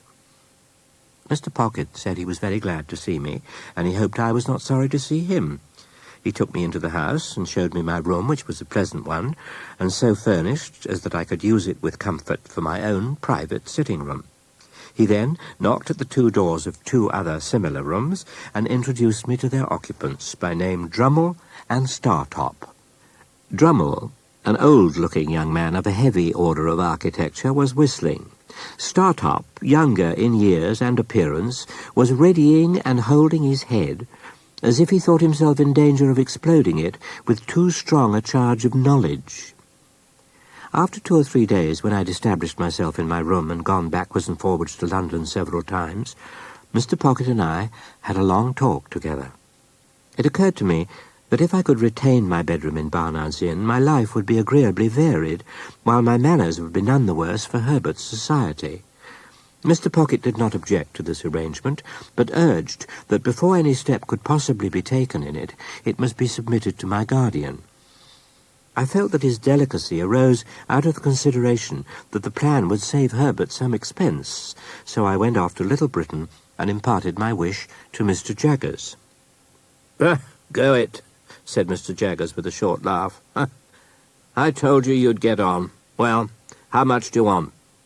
I said I didn't know how much. "Come," retorted Mr. Jaggers. "How much? £50? Oh, not nearly so much. £5? said Mr. Jaggers. This was such a great fall that I said in discomfiture, "Oh, more than that." "More than that, eh?" retorted Mr. Jaggers. "Wemmick, take Mr. Pip's written order and pay him £20. As he happened to go out now, and as Wemmick was brisk and talkative, I said to Wemmick that I hardly knew what to make of Mr. Jaggers' manner. "Tell him that, and he'll take it as a compliment," answered Wemmick. "Always seems to me as if he'd set a man-trap and was watching it. Suddenly, click, you're caught." Without remarking that man-traps were not among the amenities of life, I said I supposed he was very skilful.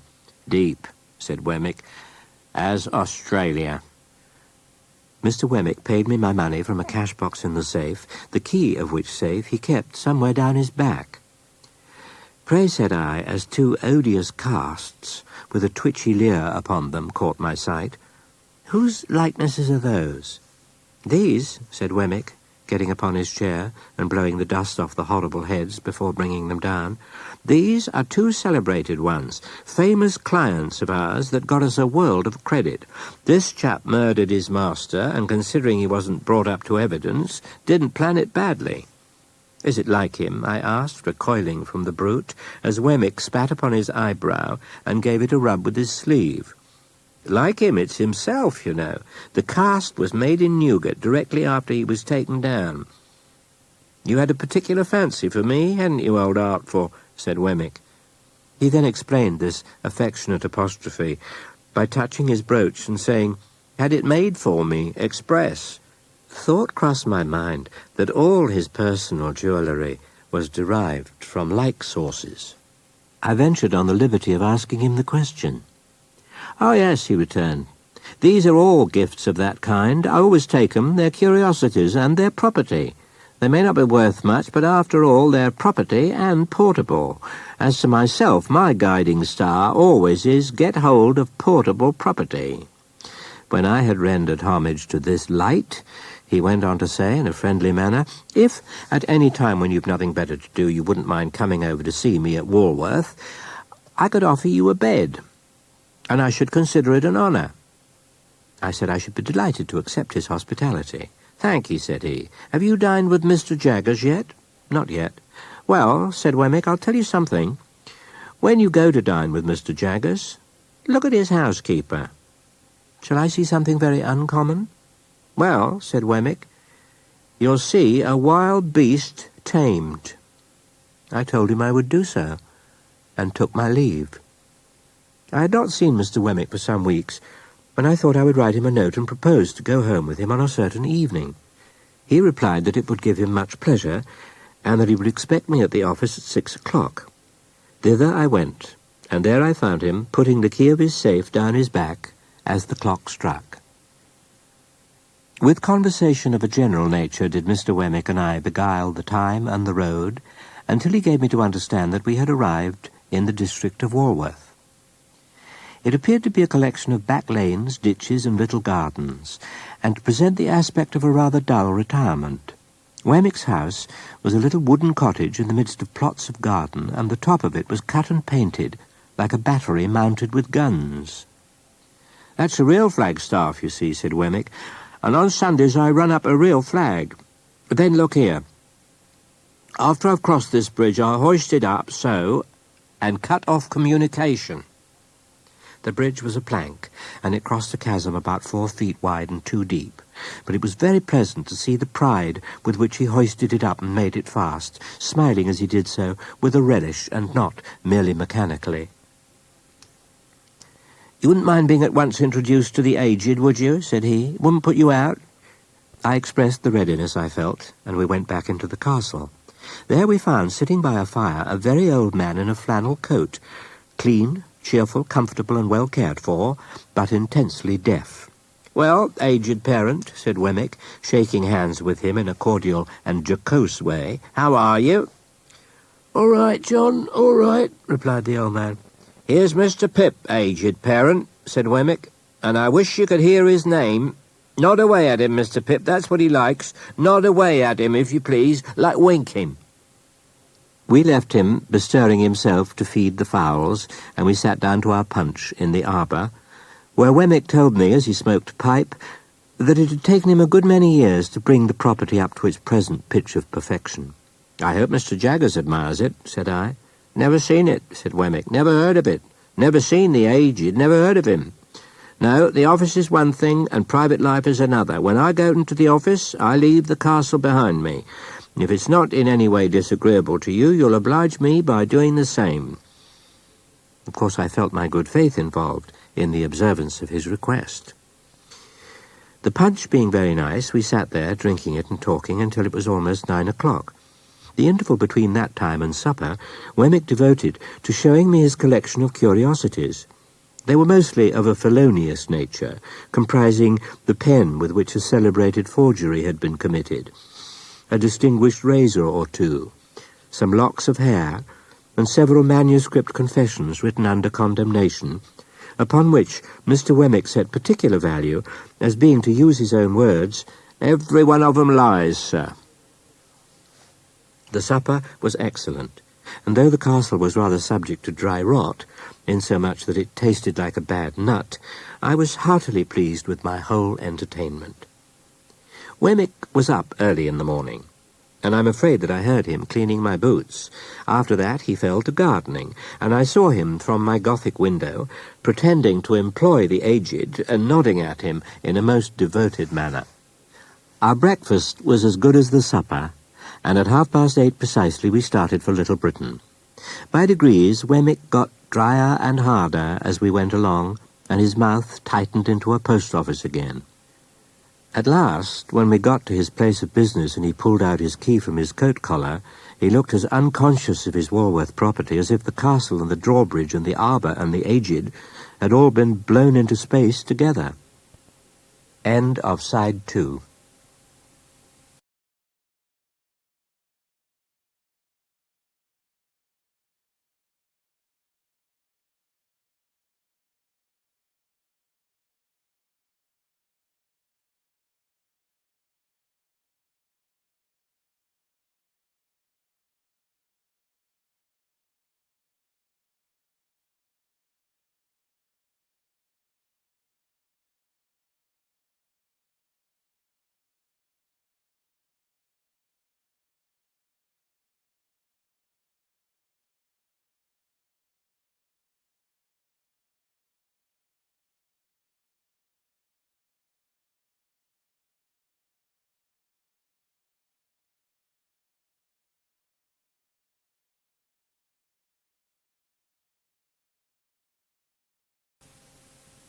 It fell out, as Wemmick had told me it would, that I had an early opportunity of comparing my guardian's establishment with that of his cashier and clerk. My guardian was in his room washing his hands with scented soap when I went into the office from Walworth, and he called me to him and gave me the invitation for myself and friends which Wemmick had prepared me to receive. No ceremony, he stipulated, and no dinner dress, and say tomorrow. When I and my friends Drummle and Startop repaired to him at 6 o'clock next day, he conducted us to Gerrard Street, Soho, to a house on the south side of that street.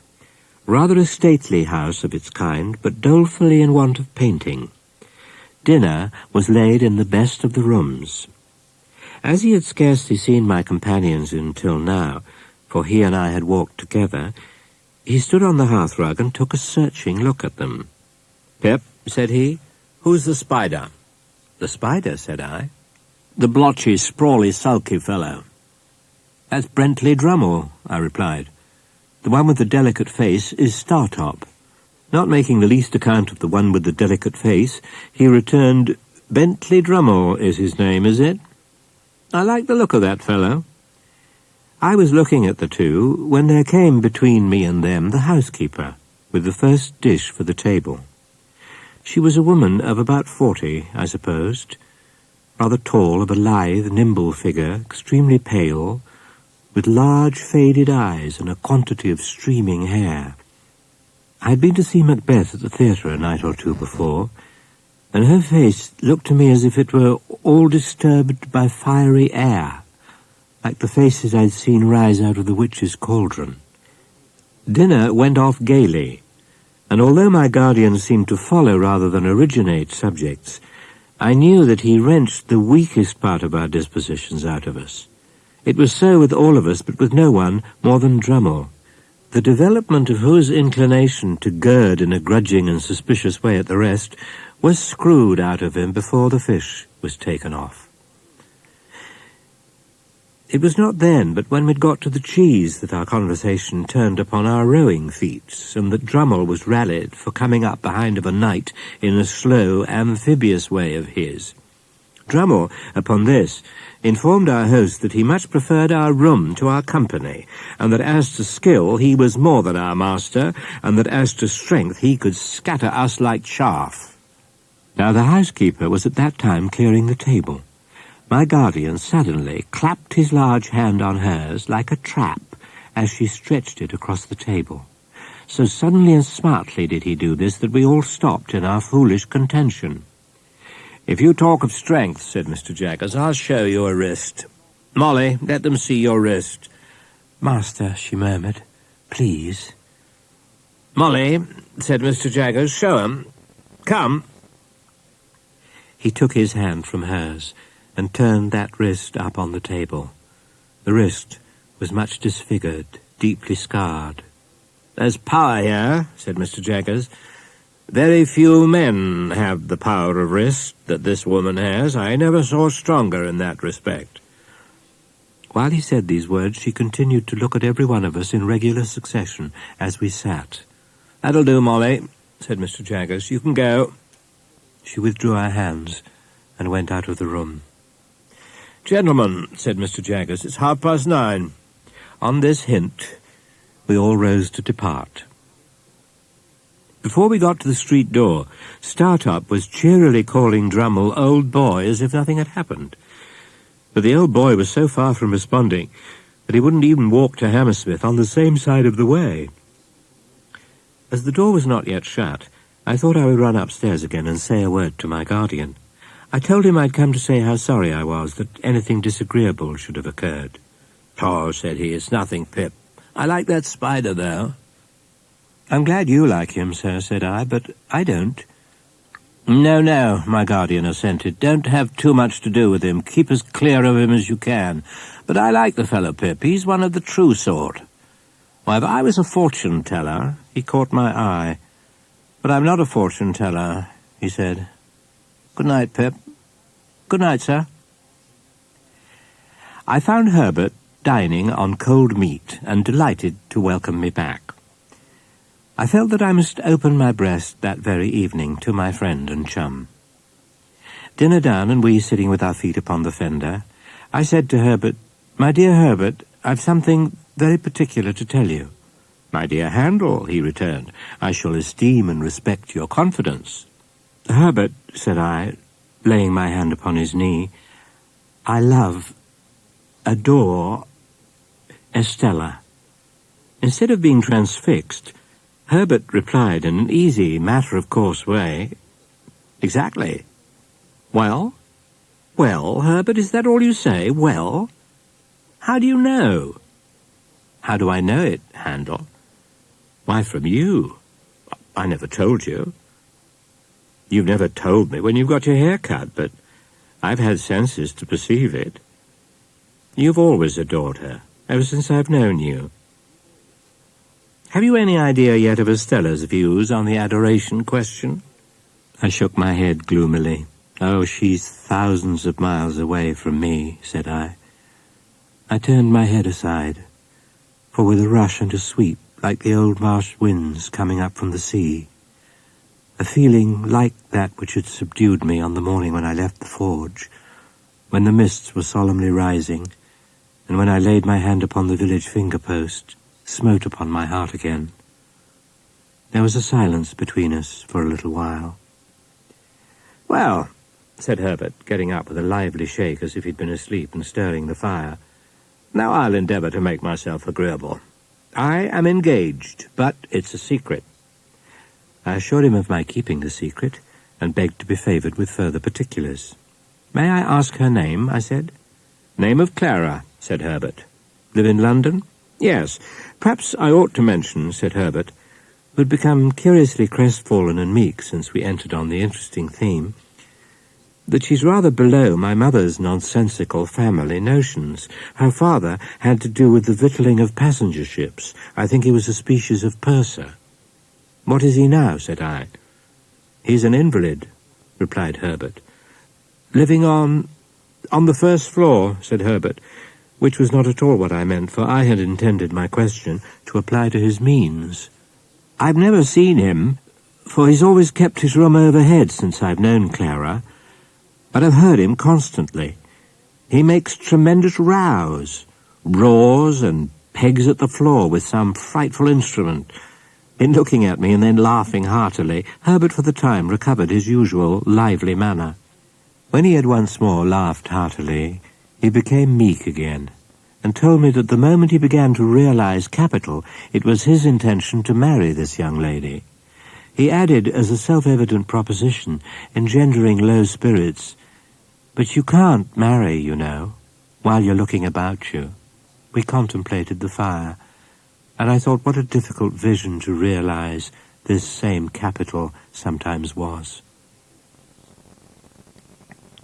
As I grew accustomed to my expectations, I insensibly began to notice their effect upon myself and those around me. Their influence on my own character I disguised from my recognition as much as possible, but I knew very well that it was not all good. Now, concerning the influence of my position on others, I perceived, though dimly enough perhaps, that it was not beneficial to anybody, and above all that it was not beneficial to Herbert.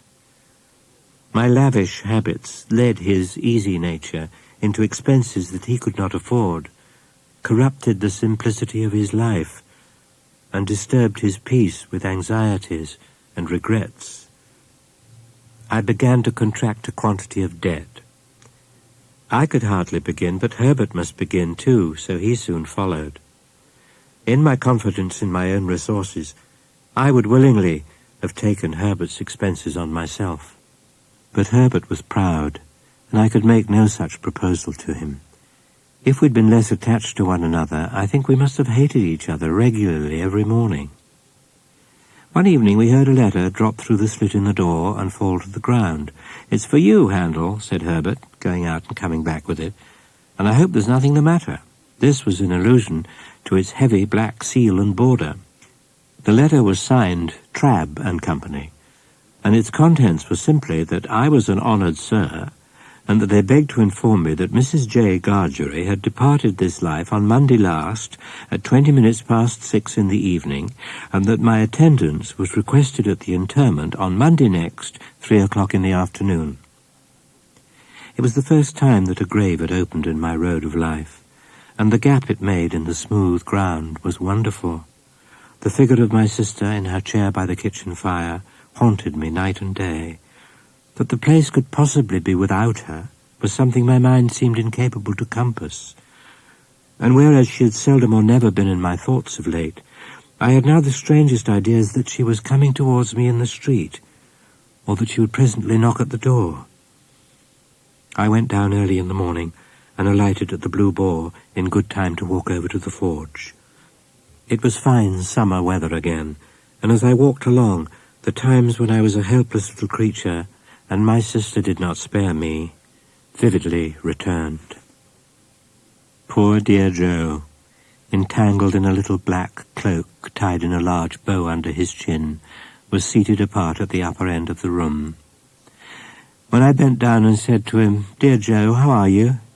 he said, "Pip, old chap, you knowed her when she was a fine figure of—" and clasped my hand and said no more.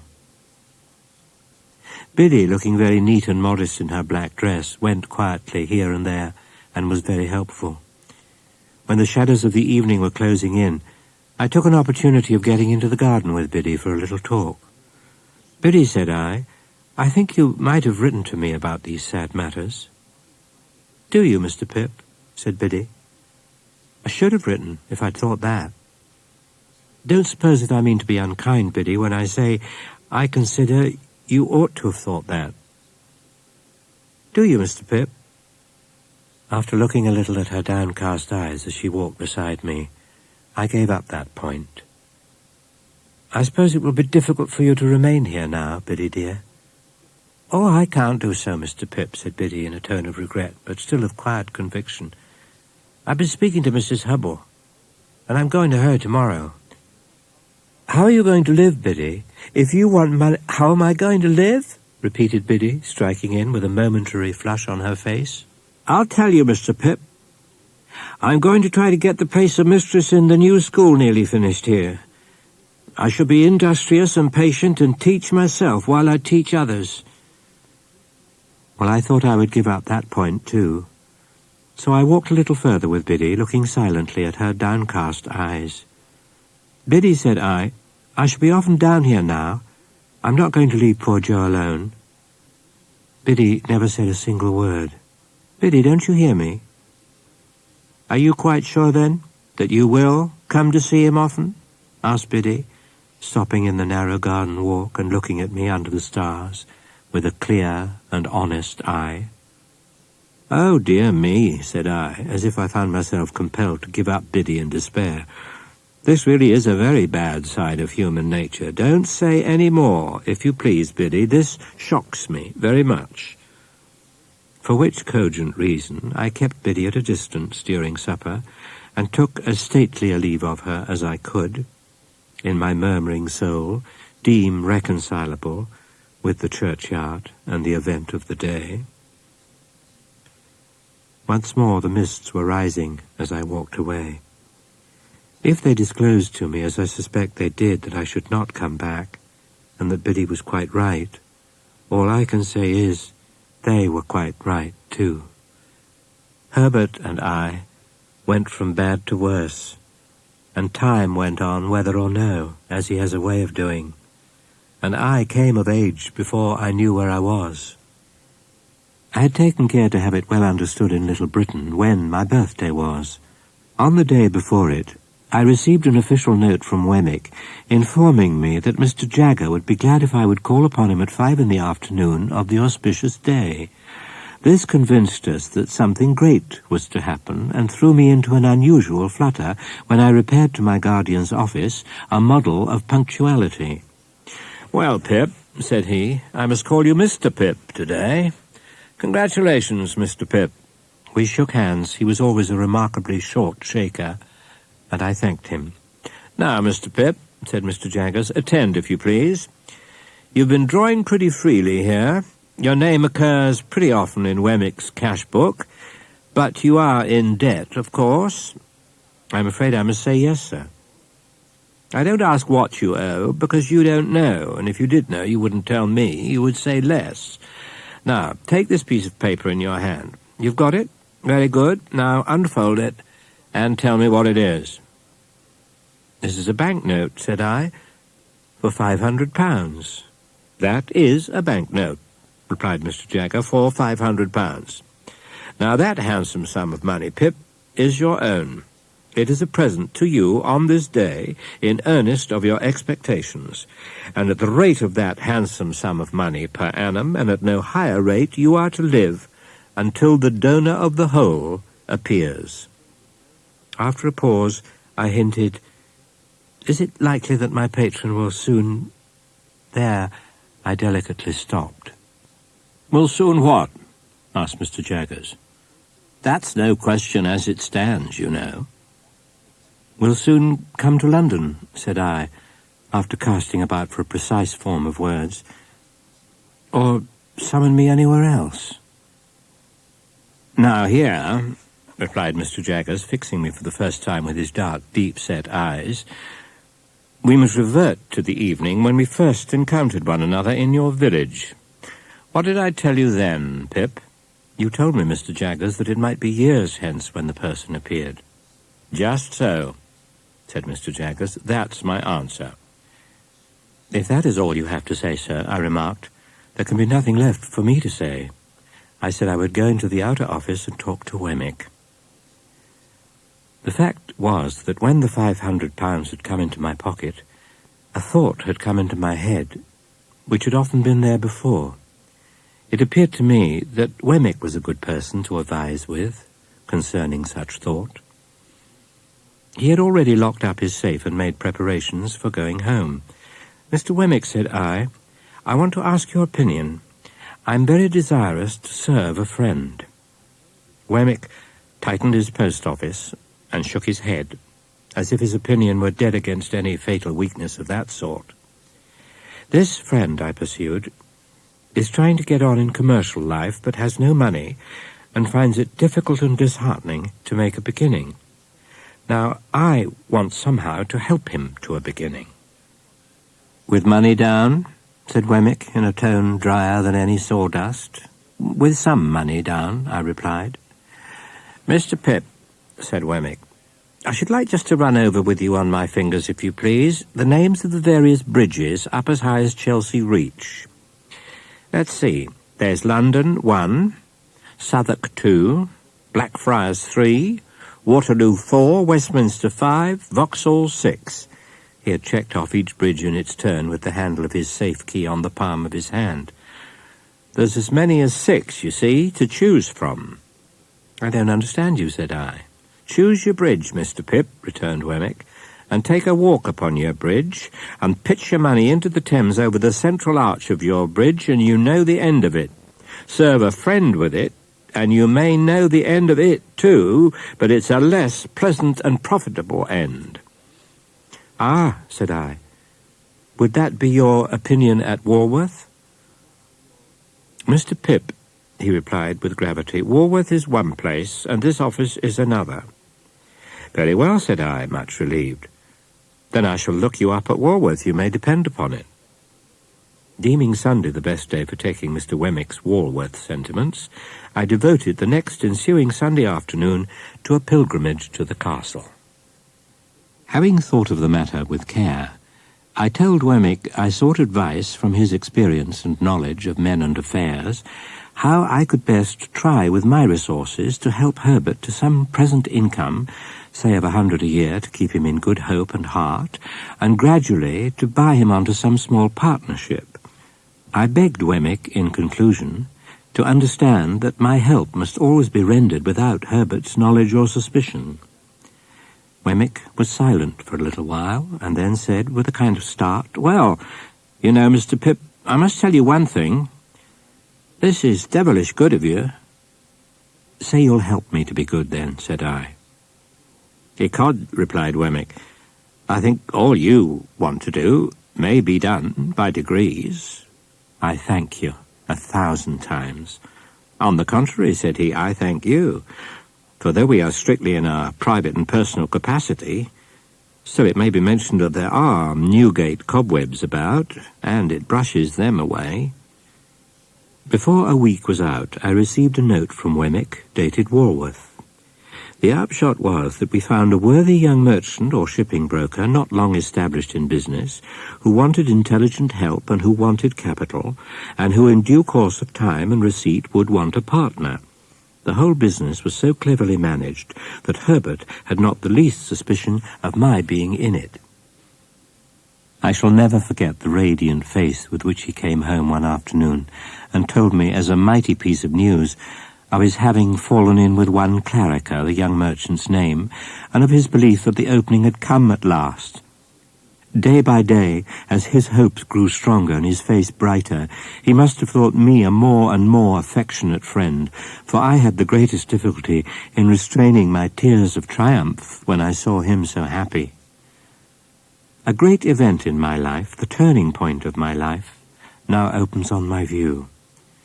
It is impossible to turn this leaf of my life without putting Bentley Drummle's name upon it, or I would, very gladly. At Startop's suggestion, we put ourselves down for election into a club called the Finches of the Grove, the object of which institution I have never divined, if it were not that the members should dine expensively once a fortnight, to quarrel among themselves as much as possible after dinner, and to cause 6 waiters to get drunk on the stairs.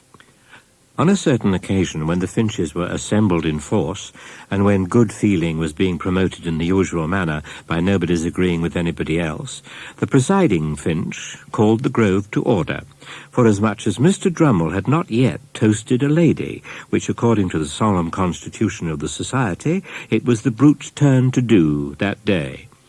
What was my indignant surprise when he called upon the company to pledge him to Estella. "Estella who?" said I. "Never you mind," retorted Drummle. "Estella of where?" said I. "Of Richmond, gentlemen," said Drummle, putting me out of countenance, for Estella had been staying on the green at the home of a certain Mrs. Brandley. I became highly incensed, and I immediately rose in my place and said that I could not but regard it as being like the Honourable Finch's impudence, proposing a lady of whom he knew nothing. Mr. Drummle, upon this, starting up, demanded what I meant by that, whereupon I made him the extreme reply that I believed he knew where I was to be found. Whether it was possible in a Christian country to get on without blood after this was a question on which the Finches were divided. However, it was decided at last that if Mr. Drummle would bring never so slight a certificate from the lady, importing that he had the honour of her acquaintance, Mr. Pip must express his regret as a gentleman and a Finch for having been betrayed into a warmth which.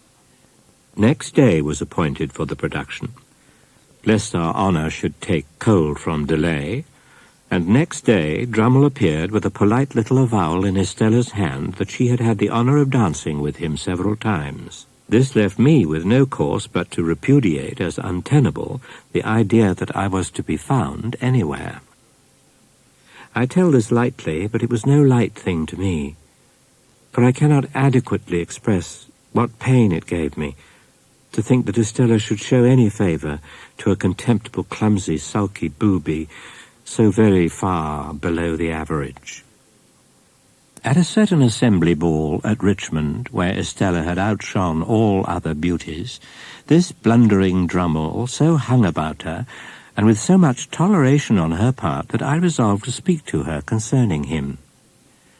I took the opportunity when she was waiting for Mrs. Brandley to take her home. "Estella," said I, "it makes me wretched that you should encourage a man so generally despised as Drummle. You know he is despised." "Well," said she, "you know he's as ungainly within as without, a deficient, ill-tempered, lowering, stupid fellow." "Well," said she, and she opened her lovely eyes wider. "Well, I've seen you give him looks and smiles this very night, such as you never give to me." "Do you want me, then?" said Estella, suddenly turning with a fixed and serious, if not angry look. To deceive and entrap you? Do you deceive and entrap him, Estella? Yes, and many others, all of them, but you. Here is Mrs. Brandley. I'll say no more. And now that I have given the one chapter to the theme that so filled my heart, and so often made it ache and ache again, I pass on, unhindered, to the event that had impended over me longer yet, the event that had begun to be prepared for before I knew that the world held Estella, and in the days when her baby intelligence was receiving its first distortions from Miss Havisham's wasting hands. I was 23 years of age. Not another word had I heard to enlighten me on the subject of my expectations, and my 23rd birthday was a week gone. We had left Barnard's Inn more than a year, and lived in the Temple. Business had taken Herbert to Marseille. I was alone, and had a dull sense of being alone. It was wretched weather, stormy and wet. Stormy and wet, and mud, mud, mud, deep in all the streets. I read my watch upon the table, purposing to close my book at 11 o'clock. I was listening and thinking how the wind assailed, when I heard a footstep on the stair. What nervous folly made me start, and awfully connected with the footstep of my dead sister, matters not. "There's someone down there, is there not?" I called out, looking down. "Yes," said a voice from the darkness beneath. "What floor do you want?" "The top, Mr. Pip." "That's my name. There is nothing the matter." "Nothing the matter," returned the voice, and the man came on. I stood with my lamp held out over the stair rail, and he came slowly within its light.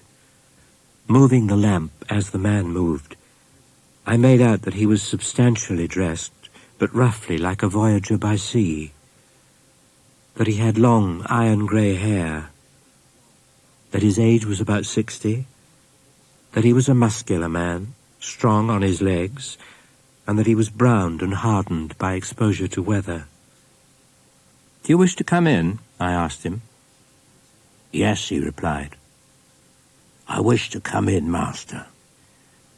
I had asked him the question inhospitably enough, but I took him into the room I had just left, and having set the lamp on the table, asked him, as civilly as I could, to explain himself. He looked about him with the strangest air, an air of wondering pleasure, as if he had some part in the things he admired, and he pulled off a rough outer coat and his hat.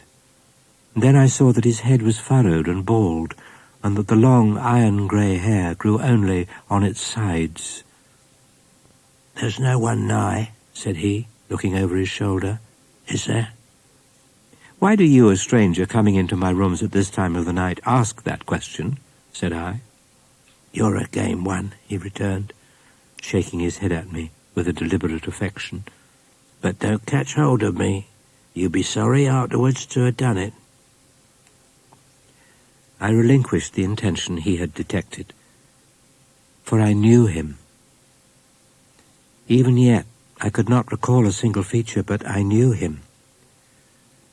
If the wind and the rain had driven away the intervening years, had scattered all the intervening objects, had swept us to the churchyard where we first stood face to face on such different levels, I could not have known my convict more distinctly than I knew him now, as he sat in the chair before the fire. He came back to where I stood, and held out both his hands. Not knowing what to do, for in my astonishment I had lost my self-possession, I reluctantly gave him my hands. He grasped them heartily, raised them to his lips, kissed them, and still held them. "You acted noble, my boy," said he. "Noble, Pip, and I've never forgot it." At a change in his manner, as if he were going to embrace me, I laid a hand upon his breast and put him away. "Stay," said I, "keep off. If you're grateful to me for what I did when I was a little child, I hope you've shown your gratitude by mending your way of life. But surely you must understand that I cannot wish to renew that chance intercourse with you of long ago under these different circumstances." I saw with amazement that his eyes were full of tears. "How are you living?" I asked him. "I've been a sheep farmer, stock breeder, other trades besides, away in the New World," said he. "Many 1,000 mile of stormy water off from this." "I hope you've done well." "I done wonderful well. There's others went out along of me as done well too, but no man has done nigh as well as me. I'm famous for it." "I'm glad to hear it." "I hope to hear you say so, my dear boy." "May I make so bold," he said then, with a smile that was like a frown, "as ask you how you've done, since you and me was out on them lone shivering marshes?" He put a foot up to the bars of the fire to dry and warm it, and the wet boot began to steam. But he neither looked at it nor at the fire, but steadily looked at me. It was only now that I began to tremble. When my lips had parted and had shaped some words that were without sound, I forced myself to tell him, though I could not do so distinctly, that I had been chosen to succeed to some property. "Might a mere warmint ask what property?" said he. I faltered, "I don't know." "Could I make a guess, I wonder," said the convict, "at your income since you came of age? As to the first figure now? 5? With my heart beating like a heavy hammer of disordered action, I rose out of my chair and stood with my hand upon the back of it, looking wildly at him. "Concerning a guardian," he went on, "there ought to have been some guardian or such like whilst you was a minor. Some lawyer, maybe. As to the first letter of that lawyer's name, now? Would it be J?"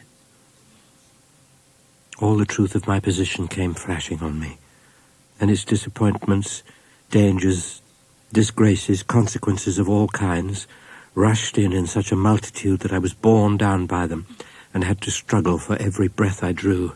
He caught me, drew me to the sofa, put me up against the cushions, and bent on one knee before me, bringing the face that I well remembered, and that I shuddered at, very near to mine. "Yes, Pip, my dear boy, I've made a gentleman on you. It's me what's done it. I swore that time, sure as ever I earned a guinea, that guinea should go to you. That there hunted dunghill dog, what you kept life in, got his head so high that he could make a gentleman. And Pip, you're him." The abhorrence in which I held the man, the dread I had of him, the repugnance with which I shrank from him, could not have been exceeded if he'd been some terrible beast. "Looky here, Pip. I'm your second father. You're my son, more to me than any son." Again he took both my hands and put them to his lips, while my blood ran cold within me. "But didn't you never think it might be me?" "Oh, no, no, no," I returned. "Never, never." Oh, that he'd never come. That he'd left me at the forge, far from contented, yet by comparison happy. I tried to collect my thoughts, but I was stunned. "Where will you put me?" he asked presently. "I must be put somewheres, dear boy." "To sleep?" said I. "Yes, and to sleep long and sound," he answered. "For I've been sea-tossed and sea-washed months and months." "My friend and companion," said I, rising from the sofa, "is absent. You must have his room."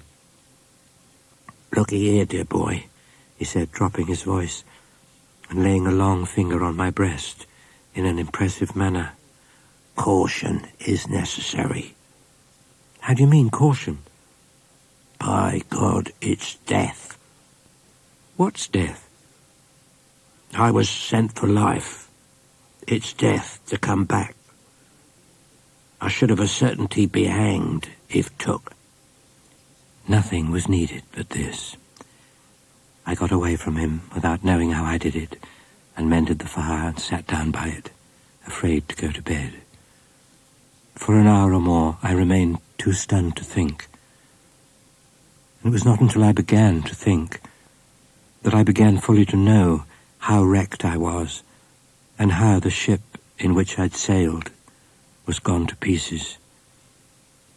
Miss Havisham's intentions towards me all a mere dream. I only suffered in Saty's house as a convenience, a sting for greedy relations. But sharpest and deepest pain of all, it was for the convict, guilty of I knew not what crimes, and liable to be taken out of those rooms where I sat thinking and hanged at the Old Bailey door, that I had deserted Joe. I could never, never, never undo what I'd done. It was fortunate for me that I had to take precautions to ensure, so far as I could, the safety of my dreaded visitor, for this thought, pressing on me when I awoke, held other thoughts in a confused concourse at a distance. The impossibility of keeping him concealed in the chambers was self-evident. Not to get up a mystery, I resolved to announce in the morning that my uncle had unexpectedly come from the country. I lighted a fire, which burnt with a raw, pale flare at that time of the morning, and fell into a doze before it. I seemed to have been dozing the whole night when the clock struck 6. By and by, his door opened, and he came out. I could not bring myself to bear the sight of him, and I thought he had a worse look by daylight. "I don't even know," said I, speaking low as he took his seat at the table, "by what name to call you. I've given out that you're my uncle." "That's it, dear boy. Call me Uncle." "You assumed some name, I suppose, on board ship?" "Yes, dear boy. I took the name of Provis." "What is your real name?" I asked him in a whisper. "Magwitch," he answered in the same tone. "Christened Abel." "What were you brought up to be?" "A warmint, my dear boy." It appeared to me that I could do no better than secure him some quiet lodging hard by, of which he might take possession when Herbert returned, whom I expected in 2 or 3 days. There being, to my knowledge, a respectable lodging-house in Essex Street, the back of which looked into the Temple, and was almost within hail of my windows, I first of all repaired to that house, and was so fortunate as to secure the 2nd floor for my uncle, Mr. Provis. At length, one evening, when dinner was over, and I dropped into a slumber, quite worn out, I was roused by a welcome footstep on the staircase. "It's Herbert," I said, and Herbert came bursting in with the airy freshness of 600 miles of France upon him. "Handel, my dear fellow, how are you? Hello. I beg your pardon." He was stopped in his running on and in his shaking hands with me by seeing Provis. "Herbert, my dear friend," said I, shutting the double doors, while Herbert stood staring and wondering. "Something very strange has happened. This is a visitor of mine." "It's all right, dear boy," said Provis, coming forward, with his little clasped black book, and then addressing himself to Herbert. "Take it in your right hand. Lord strike you dead on the spot if you ever split in any way, somever. Kiss it." "Do so, as he wishes it," I said to Herbert. So Herbert, looking at me with a friendly uneasiness and amazement, complied, and Provis, immediately shaking hands with him, said, "Now you're on your oath, you know, and never believe me on mine if Pip shan't make a gentleman on you." It was midnight before I took him round to Essex Street and saw him safely in at his own dark door. When it closed upon him, I experienced the first moment of relief I'd known since the night of his arrival. Herbert received me with open arms, and I had never felt before so blessedly what it is to have a friend. "What," said I to Herbert when he was safe in another chair, "what is to be done?" "My poor dear Handel," he replied, holding his head, "I'm too stunned to think. So was I, Herbert, when the first blow fell, so something must be done. He is intent upon various new expenses, horses and carriages, and lavish appearances of all kinds. He must be stopped somehow." "You mean that you can't accept—" "How can I interposed, as Herbert paused. "Think of him. Look at him." An involuntary shudder passed over both of us. "Handel," said Herbert, "you must get him out of England before you stir a finger to extricate yourself. In heaven's name, we'll see it out together, dear old boy." With this project formed, we went to bed. He came round at the appointed time, took out his jackknife, and sat down to his meal.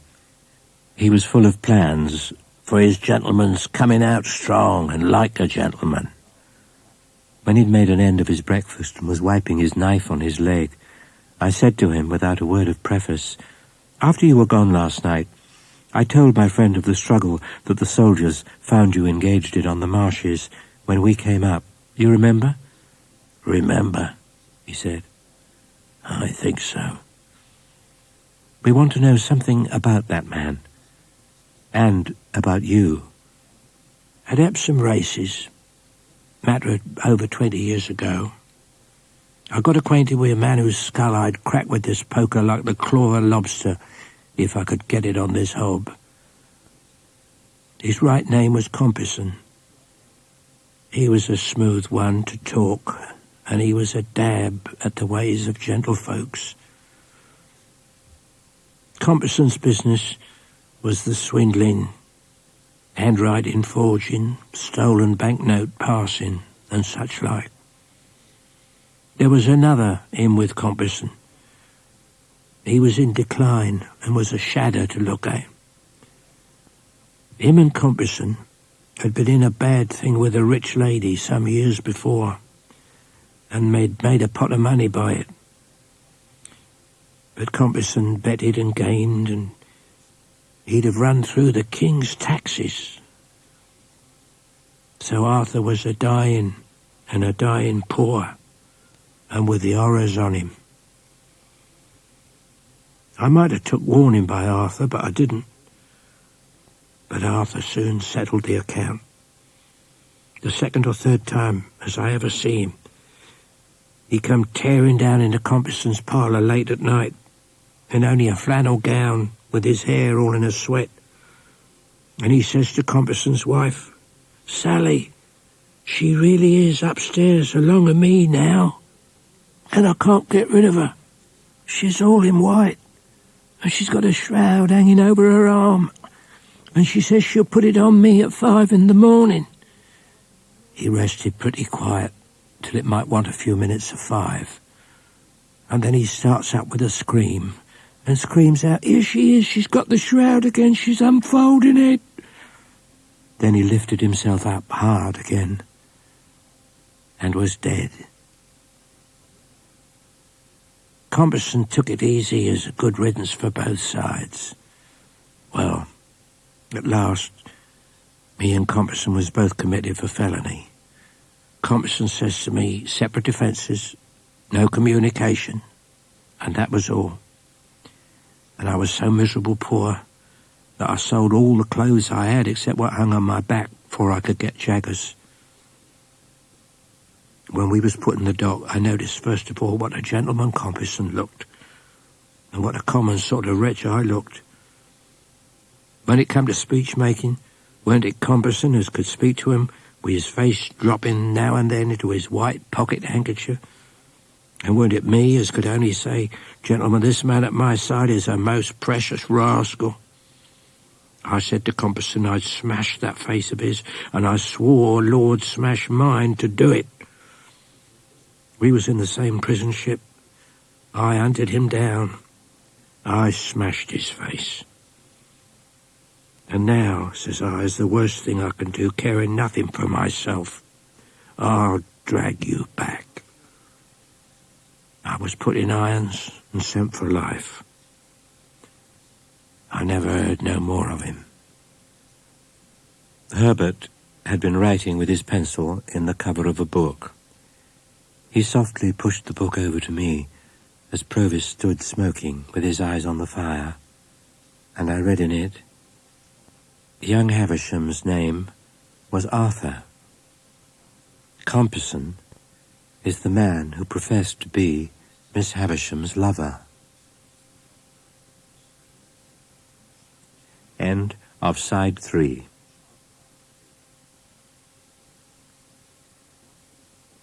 Why should I pause to ask how much of my shrinking from Provis might be traced to Estella? I must see both Estella and Miss Havisham. I resolved to go out to Richmond next day, and I went. I washed the weather and the journey from my face and hands, and went out to the memorable old house that it would have been so much better for me never to have entered, never to have seen. In the room where the dressing table stood and where the wax candles burnt on the wall, I found Miss Havisham and Estella. "And what wind," said Miss Havisham, "blows you here, Pip?"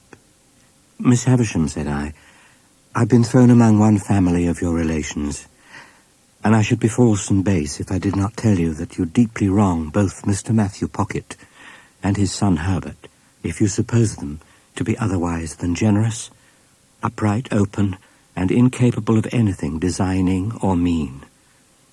She looked at me keenly for a little while, and then said quietly, "What do you want for them?"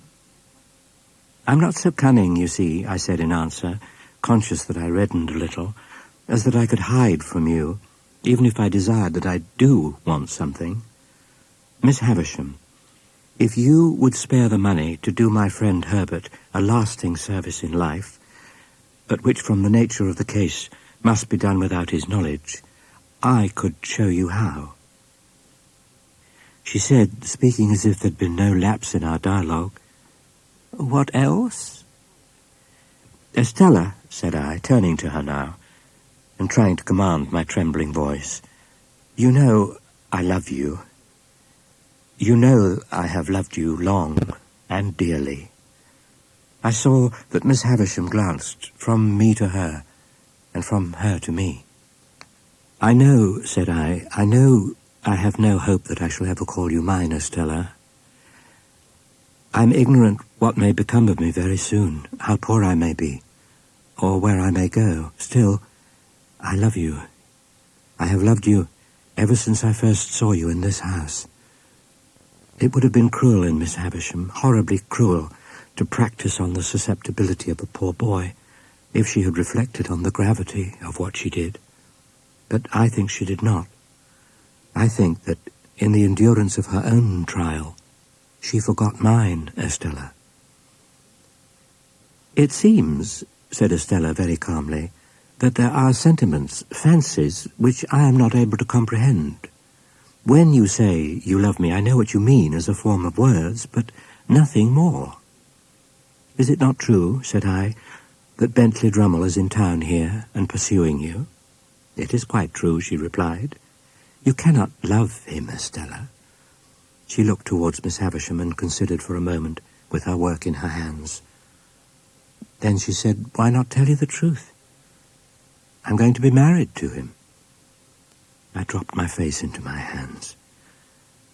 "Estella, dearest Estella, do not let Miss Havisham lead you into this fatal step. Put me aside forever. You've done so, I well know, but bestow yourself on some worthier person than Drummle." "I am going," she said, "to be married to him." My bitter tears fell fast on her hand, do what I would to restrain them. "You'll get me out of your thoughts in a week," said Estella. "Out of my thoughts? You're part of my existence, part of myself. You've been in every line I've ever read since I first came here. The rough, common boy whose poor heart you wounded even then. Estella, to the last hour of my life, you cannot choose but remain part of my character, part of the little good in me, part of the evil. Oh, God bless you. God forgive you. The rhapsody welled up within me. I held my hands to her lips some lingering moments, and so I left her. It was past midnight when I crossed London Bridge. I did not take it ill that the night porter examined me with much attention as he held the gate a little way open for me to pass in. To help his memory, I mentioned my name. "I was not quite sure, sir, but I thought so. Here's a note, sir. The messenger that brought it said, would you be so good as to read it by my lantern?" Much surprised by the request, I took the note. It was directed to Philip Pip, Esquire. I opened it, the watchman holding up his light, and read inside, in Wemmick's writing, "Don't go home." What a doleful night. How anxious. How dismal. How long before the castle battlements arose in my view at 8 o'clock. "Hello, Mr. Pip," said Wemmick. "You did come home, then?" "Yes," I returned, "but I didn't go home." "That's all right," said he, rubbing his hands. "I heard that you at your chambers in Garden Court Temple had been watched, and might be watched again." "By whom?" said I. "I wouldn't go into that," said Wemmick, evasively. "I went to Garden Court to find you, not finding you. I went to Claricas to find Mr. Herbert." "And him you found?" said I, with great anxiety. "And him I found. Mr. Herbert struck out a plan. He mentioned to me as a secret that he's courting a young lady who has, as no doubt you are aware, a bedridden pa, which pa lies in a bed in a bow window where he can see the ships sail up and down the river. You are acquainted with the young lady, most probably?" "Not personally," said I. "Well, sir, Mr. Herbert threw himself into the business with a will, and by 9 o'clock last night he housed Tom, Jack, or Richard, whichever it may be, you and I don't want to know, quite successfully at the lodgings." Wemmick, having finished his breakfast, here looked at his watch and began to get his coat on. "Time's up," said Wemmick, "and I must be off." 8 o'clock had struck before I got to Mill Pond Bank, Chinks's Basin, where Clara and her father were now residing. After several times falling short of my destination, I came unexpectedly round a corner upon a house with a wooden front and 3 stories of bow window. I looked at the plate upon the door and read there, Mrs. Wimple. That being the name I wanted, I knocked, and an elderly woman of pleasant and thriving appearance responded. She was immediately deposed, however, by Herbert, who silently led me into the parlour and shut the door. "All is well, Handel," said Herbert, "and he's quite satisfied, though eager to see you. My dear girl is with her father, and if you'll wait till she comes down, I'll make you known to her, and then we'll go upstairs. That's her father." I had become aware of an alarming growling overhead, and had probably expressed the fact in my countenance. "I'm afraid he's a sad old rascal," said Herbert, smiling. As we were thus conversing in a low tone, the room door opened, and a very pretty, slight, dark-eyed girl of 20 or so came in with a basket in her hand, whom Herbert tenderly relieved of the basket and presented, blushing, as Clara. She really was a most charming girl. Herbert accompanied me upstairs to see our charge. In his 2 cabin rooms at the top of the house, which were fresh and airy, I found Provis comfortably settled. I told him that we had determined to get him abroad. Herbert, who'd been looking at the fire and pondering, here said that something had come into his thoughts which it might be worthwhile to pursue. We're both good watermen, Handel, and could take him down the river ourselves when the right time comes. Don't you think it might be a good idea if you began at once to keep a boat at the temple stairs, and were in the habit of rowing up and down the river? Next day, I set myself to get the boat. I had left my boat at the wharf below the bridge, and undecided where to dine, I had strolled up into Cheapside, when a large hand was laid upon my shoulder by someone overtaking me. It was Mr. Jagger's hand, and he passed it through my arm. "You're going to dine?" said Mr. Jaggers, "and you're not engaged?" "I don't mind admitting that I'm not engaged," I returned. "Then," said Mr. Jaggers, "come and dine with me." I was going to excuse myself when he added, "Wemmick's coming." So I changed my excuse into an acceptance and went along Cheapside and slanted off to Gerrard Street. As soon as we got there, dinner was served. "Did you send that note of Miss Havisham's to Mr. Pip Wemmick?" Mr. Jaggers asked soon after we began dinner. "No, sir," returned Wemmick. "Here it is." He handed it to his principal instead of to me. "It's a note of 2 lines, Pip," said Mr. Jaggers, handing it on, "sent up to me by Miss Havisham. She tells me that she wants to see you on a little matter of business you mentioned to her. You'll go down?" "Yes," said I, casting my eyes over the note, which was exactly in those terms. Wemmick drank a glass of wine and looked with a grimly satisfied air at Mr. Jaggers, but not at me. "Now, Molly, Molly, Molly, Molly, how slow you are today." He dismissed her, and she glided out of the room. "Wemmick," said I, "do you remember telling me before I first went to Mr. Jaggers' private house to notice the housekeeper? A wild beast tamed, you called her. How did Mr. Jaggers tame her?" "Well," Wemmick replied, "a score or so of years ago, that woman was tried at the Old Bailey for murder and was acquitted. Mr. Jaggers was for her and worked the case most astonishing. In fact, may almost be said to have made him. The murdered person was a woman a good 10 years older, very much larger and very much stronger. It was a case of jealousy.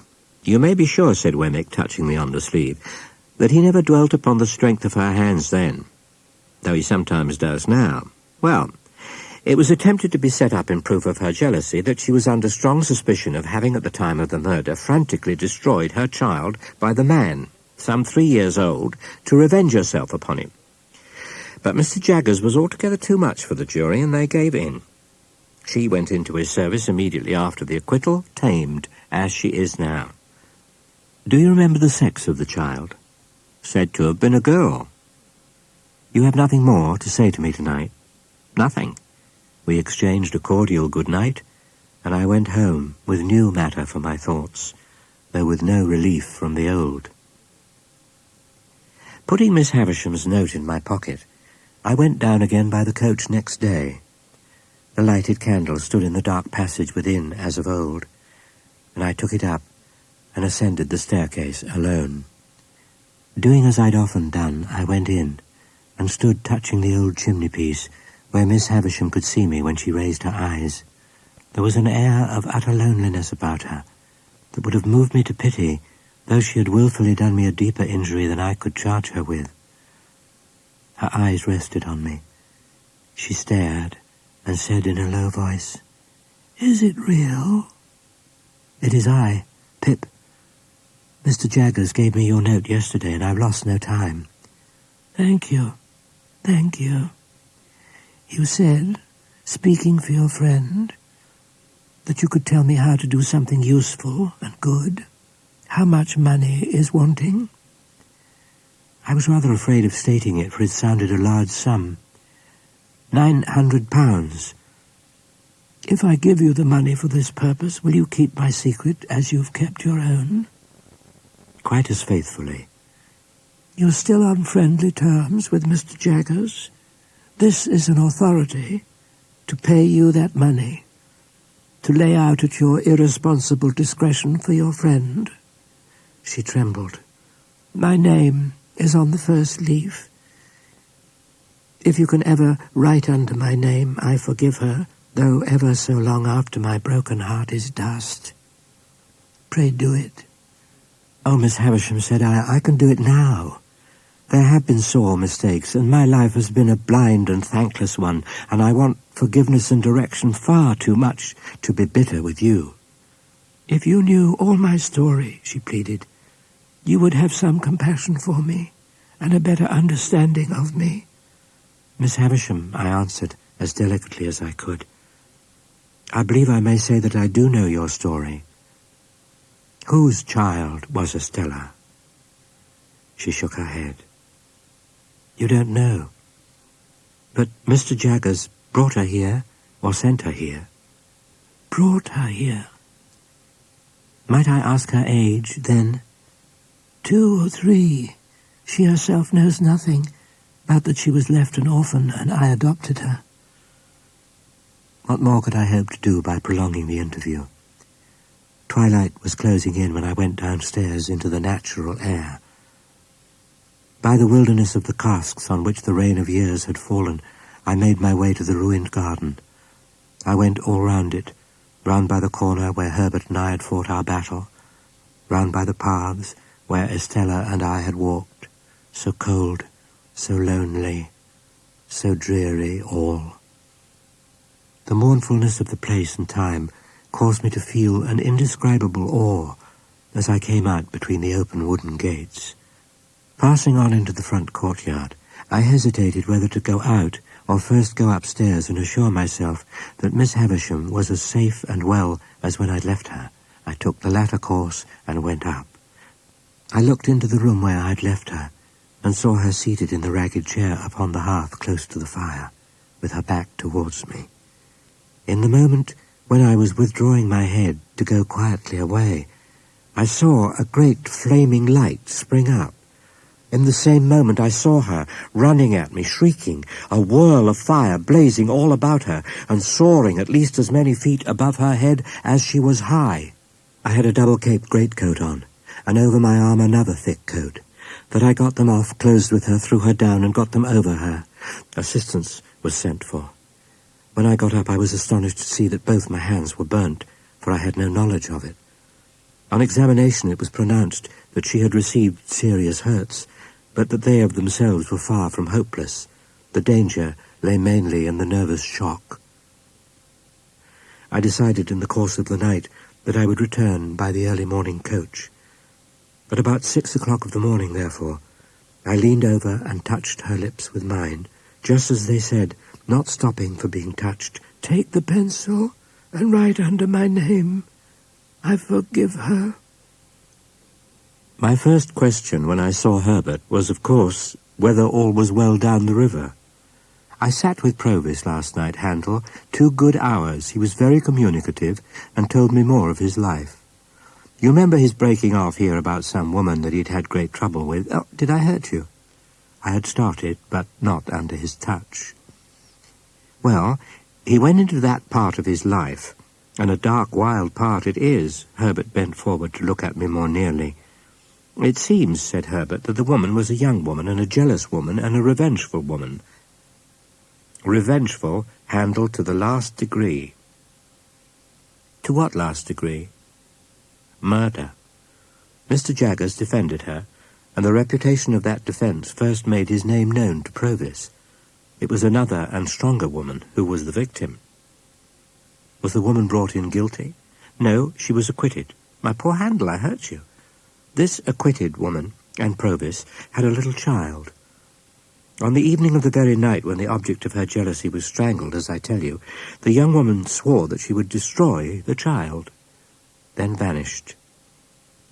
"Herbert," said I, after a short silence, in a hurried way, "you're not afraid that I'm in any fever?" "No, no, dear boy," said Herbert. "You are rather excited, but you're quite yourself."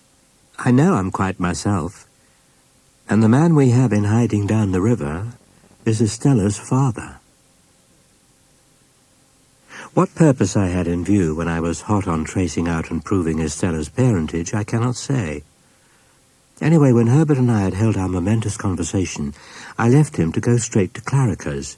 Clarica, informing me on that occasion that the affairs of the house were steadily progressing, that he would now be able to establish a small branch house in the east, which was much wanted for the extension of the business, and that Herbert, in his new partnership, would go out and take charge of it, I found that I must have been prepared for a separation from my friend, even though my own affairs had been more settled. I went home. On opening the outer door of our chambers with my key, I found a letter in the box. Its contents were these: "If you are not afraid to come out to the old marshes tonight or tomorrow night at 9, and to come to the little sluice house by the lime kiln, you'd better come. If you want information regarding your Uncle Provis, you must come alone." I had had load enough upon my mind before the receipt of this strange letter. What to do now I could not tell, and the worst was that I must decide quickly. I left a note for Herbert, had barely time to get my greatcoat, lock up my chambers, and make for the coach office. It was a dark night, though the full moon rose as I left the enclosed lands and passed out upon the marshes. Beyond their dark line was a ribbon of clear sky, hardly broad enough to hold the red, large moon. In a few minutes she had ascended out of that clear field, in among the piled mountains of cloud. I saw a light in the old sluice house. I quickened my pace and knocked at the door with my hand. There was no answer, and I knocked again. No answer still, and I tried the latch. It rose under my hand, and the door yielded. Looking in, I saw a lighted candle on a table, a bench, and a mattress on a truckle bedstead. As there was a loft above, I called, "Is there anybody here?" But no voice answered. While I was considering that someone must have been there lately and must soon be coming back, or the candle would not be burning, it came into my head to look if the wick were long. I turned round to do so, and had taken up the candle in my hand, when it was extinguished by some violent shock, and the next thing I comprehended was that I'd been caught in a strong running noose thrown over my head from behind. "Now," said a suppressed voice with an oath, "I've got you."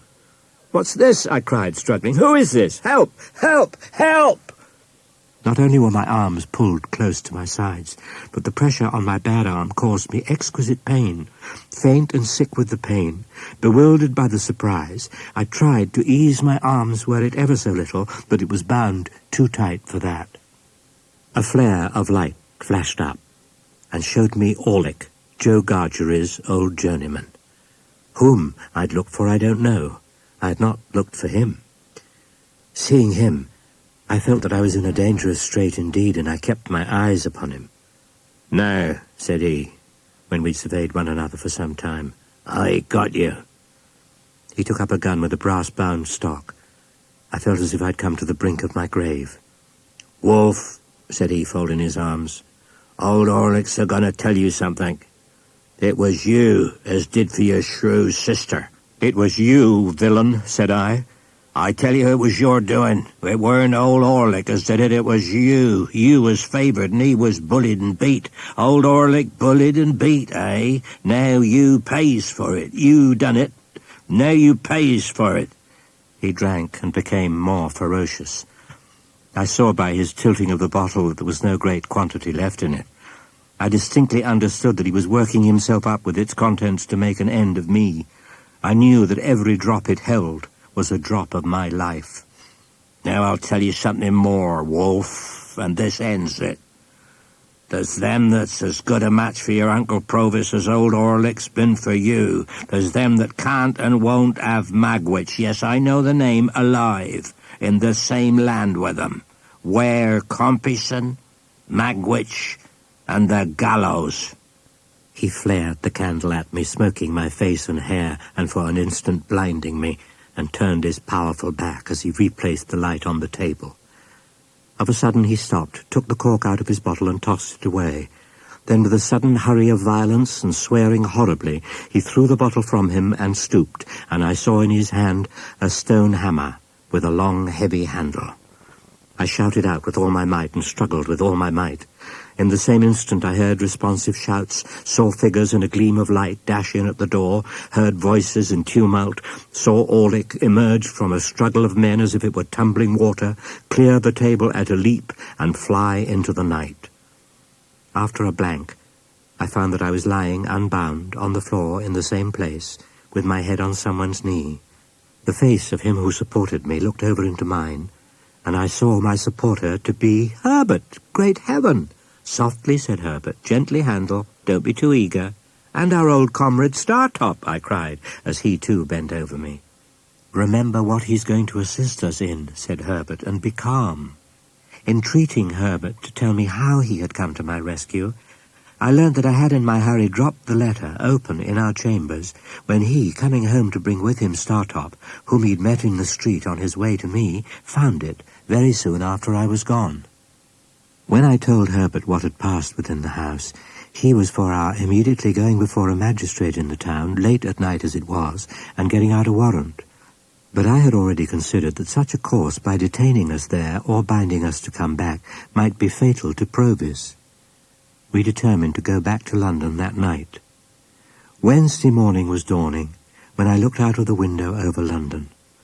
The winking lights upon the bridge were already pale. The coming sun was like a marsh of fire upon the horizon. We loitered down to the Temple stairs. After a little show of indecision, we went on board and cast off, Herbert in the bow, I steering. Our plan was this. The tide beginning to run down at 9, and being with us until 3, we intended still to creep on after it had turned, and row against it until dark. We should then be well in those long reaches below Gravesend. There we meant to lie by all night. The steamer for Hamburg and the steamer for Rotterdam would start from London at about 9 on Thursday morning. I felt mortified to be of so little use in the boat, but there were few better oarsmen than my 2 friends.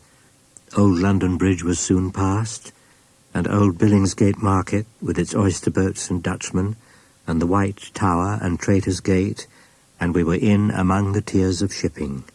And now I, sitting in the stern, could see with a faster beating heart Mill Pond Bank and Mill Pond Stairs. "Is he there?" said Herbert. "Not yet. Now I see him. Pull both. Easy, Herbert, oars." We touched the stairs lightly for a single moment, and Provis was on board, and we were off again. "Dear boy," he said, putting his arm on my shoulder as he took his seat. "Faithful dear boy, well done. Thank ye, thank ye." Again among the tiers of shipping, in and out, avoiding rusty chain cables, frayed hempen hawsers and bobbing buoys, out at last upon the clearer river. He had his boat cloak on him, and looked, as I have said, a natural part of the scene. It was remarkable that he was the least anxious of any of us. "If you'd knowed, dear boy," he said to me, "what it is to sit here along of my dear boy and have my smoke, I'd have him in day by day betwixt 4 walls, you'd envy me. But you don't know what it is." "I think I know the delights of freedom," I answered. "Ah," he said, shaking his head gravely, "but you don't know it equal to me. You must have been under lock and key, my dear boy, to know it equal to me. But I ain't a-going to be low." The air felt cold upon the river, but it was a bright day, and the sunshine was very cheering. The tide ran strong. I took care to lose none of it. We got ashore among some slippery stones, while we ate and drank what we had with us and looked about. It was like my own marsh country, flat and monotonous and with a dim horizon, while the winding river turned and turned, and the great floating buoys upon it turned and turned, and everything else seemed stranded and still. We were up early, and rowed into the track of the steamer. By that time it wanted but 10 minutes of 1 o'clock, and we began to look out for her smoke. But it was 1:30 before we saw her smoke, and soon afterwards we saw behind it the smoke of another steamer.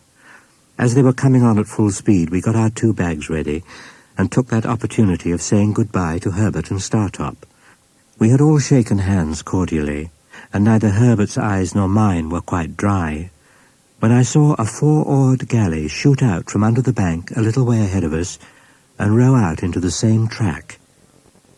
"You have a return transport there," said the man who held the lines. "That's the man wrapped in a cloak.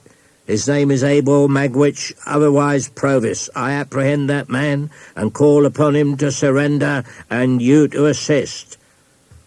Without giving any audible direction to his crew, he ran the galley aboard of us. In the same moment I saw Provis start up and pull the cloak from the neck of a shrinking sitter in the galley. Still in the same moment I saw that the face disclosed was the face of the other convict of long ago.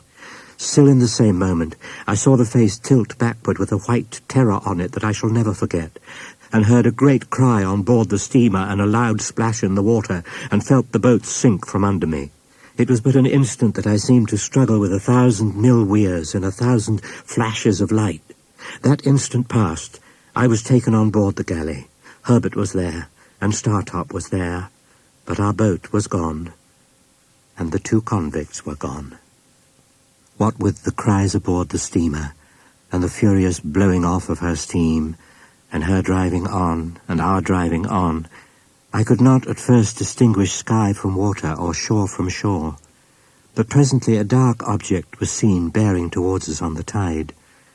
As it came nearer, I saw it to be Magwitch. He was taken on board, and instantly manacled at the wrists and ankles. We pulled under the shore towards a tavern, where we were received with no little surprise. Here I was able to get some comforts for Magwitch, Provis no longer, who had received some very severe injury in the chest and a deep cut in the head. He told me in a whisper that they'd gone down, fiercely locked in each other's arms, and that there had been a struggle under water, and that he had disengaged himself, struck out and swam away. The officer who steered the galley was instructed where the drowned man had gone down. We remained at the public house until the tide turned, and then Magwitch was carried down the galley and put on board.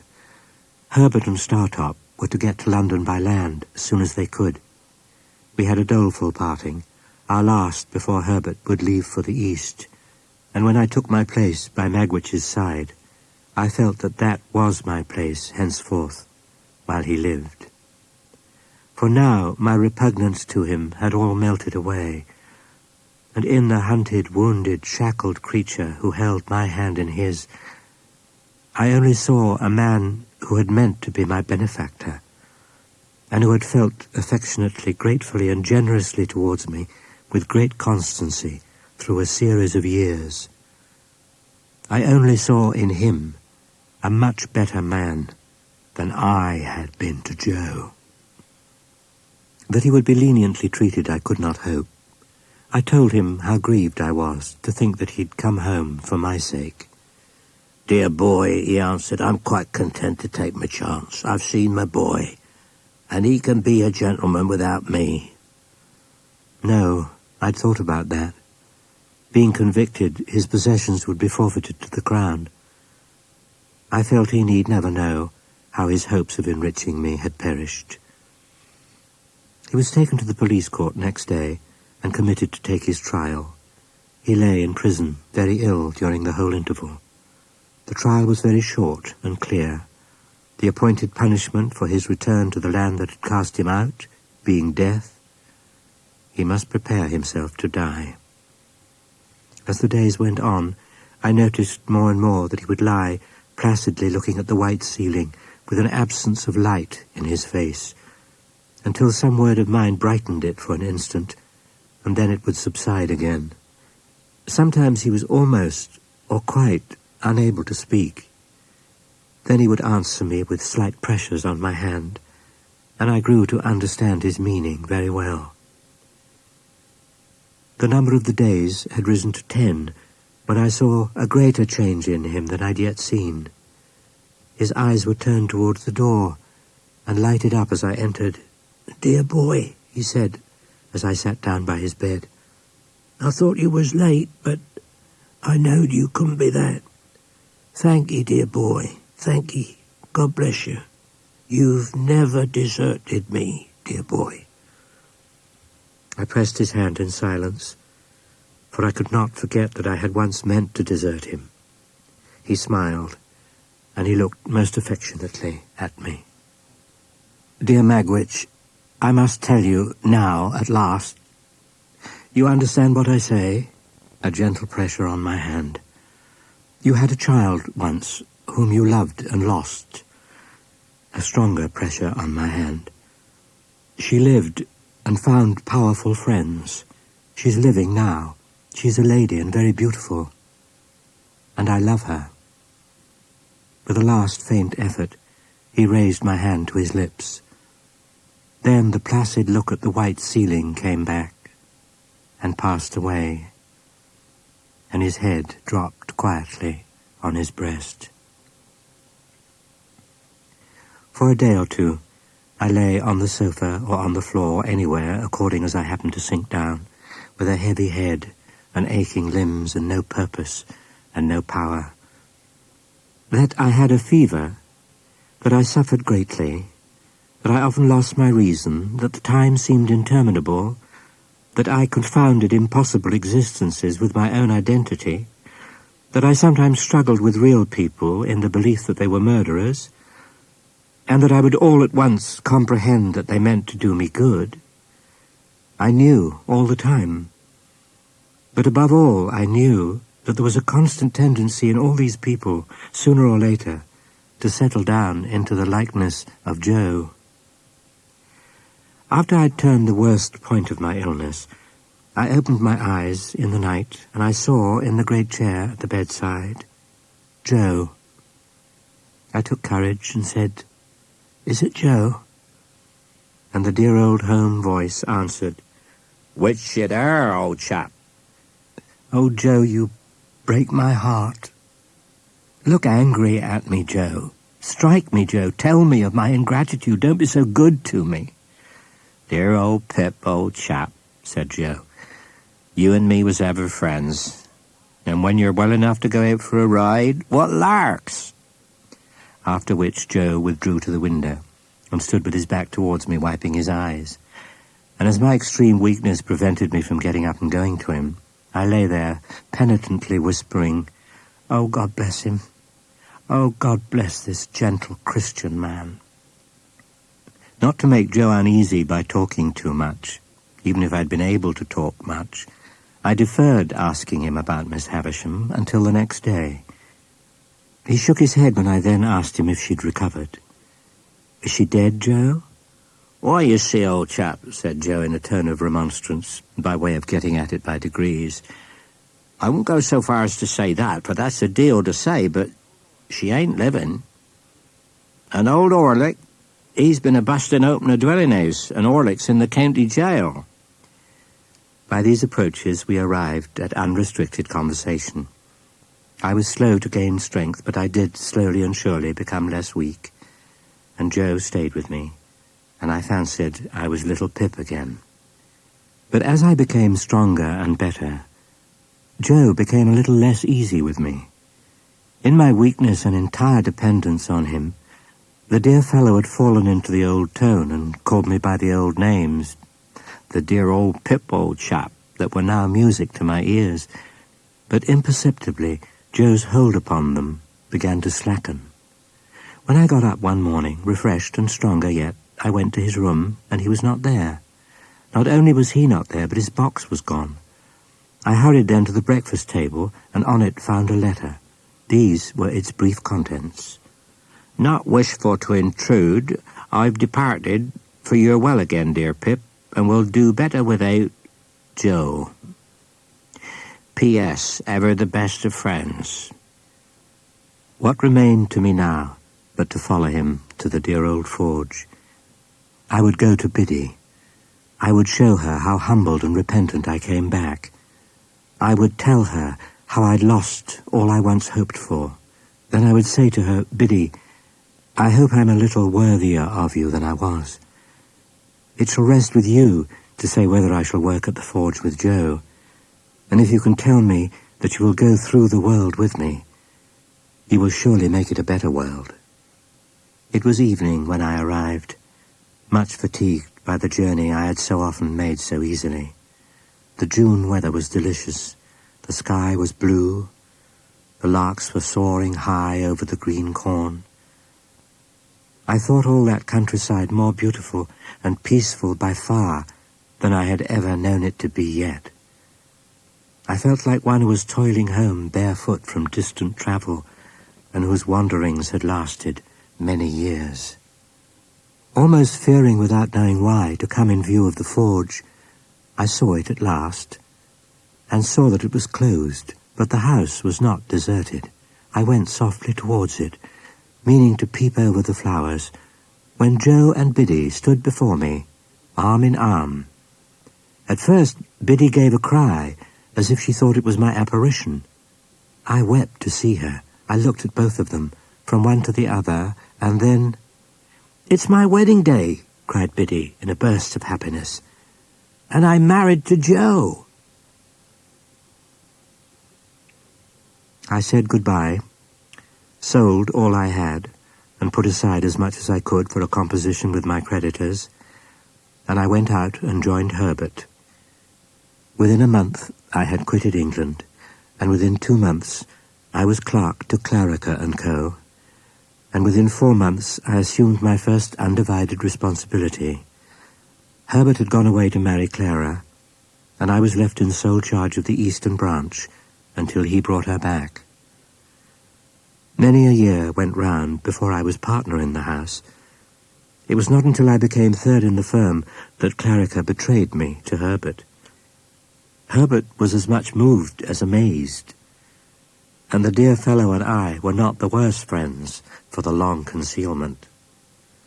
For 11 years I had not seen Joe or Biddy with my bodily eyes, though they'd both been often before my fancy in the east, when upon an evening in December, an hour or two after dark, I laid my hand softly on the latch of the old kitchen door. There, smoking his pipe in the old place by the kitchen firelight, as hale and as strong as ever, though a little grey, sat Joe. And there, fenced into the corner with Joe's leg, and sitting on my own little stool, looking at the fire, was I again. "We give him the name of Pip for your sake, dear old chap," said Joe, delighted when I took another stool by the child's side. "And we hoped he might grow a little bit like you, and we think he do." I thought so too, and I took him out for a walk next morning, and we talked immensely, understanding one another to perfection. And I took him down to the churchyard, and set him on a certain tombstone there, and he showed me from that elevation which stone was sacred to the memory of Philip Pirrip, late of this parish, and also Georgiana, wife of the above. "Biddy," said I, when I talked with her after dinner, "you must give Pip to me one of these days, or lend him, at all events." "No, no," said Biddy gently, "you must marry. Dear Pip, you sure you don't fret for her?" "My dear Biddy, that poor dream, as I once used to call it, has all gone by. All gone by." Nevertheless, I knew while I said those words that I secretly intended to revisit the site of the old house that evening, alone for her sake. Yes, even so, for Estella's sake. I had heard of her as leading a most unhappy life, and as being separated from her husband, who'd used her with great cruelty. And I had heard of the death of her husband from an accident consequent on his ill treatment of a horse. This release had befallen her some 2 years before. For anything I knew, she was married again. The day had quite declined when I came to the place. There was no house now, no brewery, no building whatever left but the wall of the old garden. A cold silvery mist had veiled the afternoon, and the moon was not yet up to scatter it. I could trace out where every part of the old house had been, and where the brewery had been, and where the gates, and where the casks. I had done so, and was looking along the desolate garden walk, when I beheld a solitary figure in it. It faltered as if much surprised, and uttered my name, and I cried out, "Estella!" "I'm greatly changed," she said. "I wonder you know me." The freshness of her beauty was indeed gone, but its indescribable charm remained.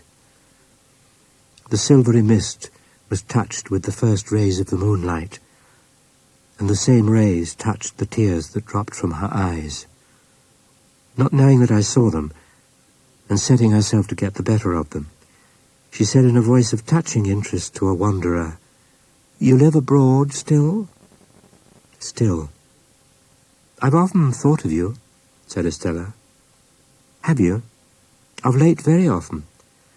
There was a long, hard time when I kept far from me the remembrance of what I'd thrown away, when I was quite ignorant of its worth. But since my duty has not been incompatible with the admission of that remembrance, I have given it a place in my heart."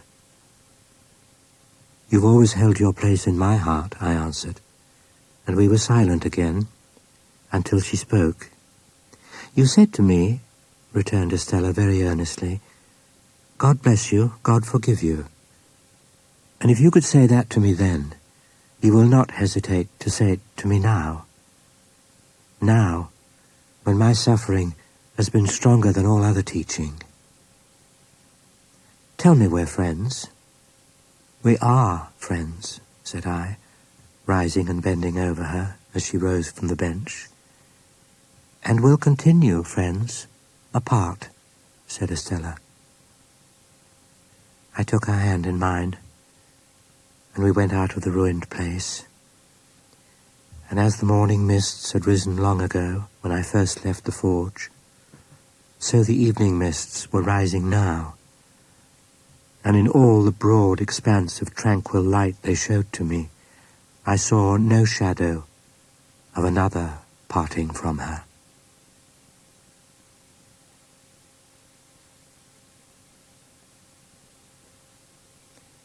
Great Expectations by Charles Dickens. Copyright 1989, Dove Books on Tape, Incorporated.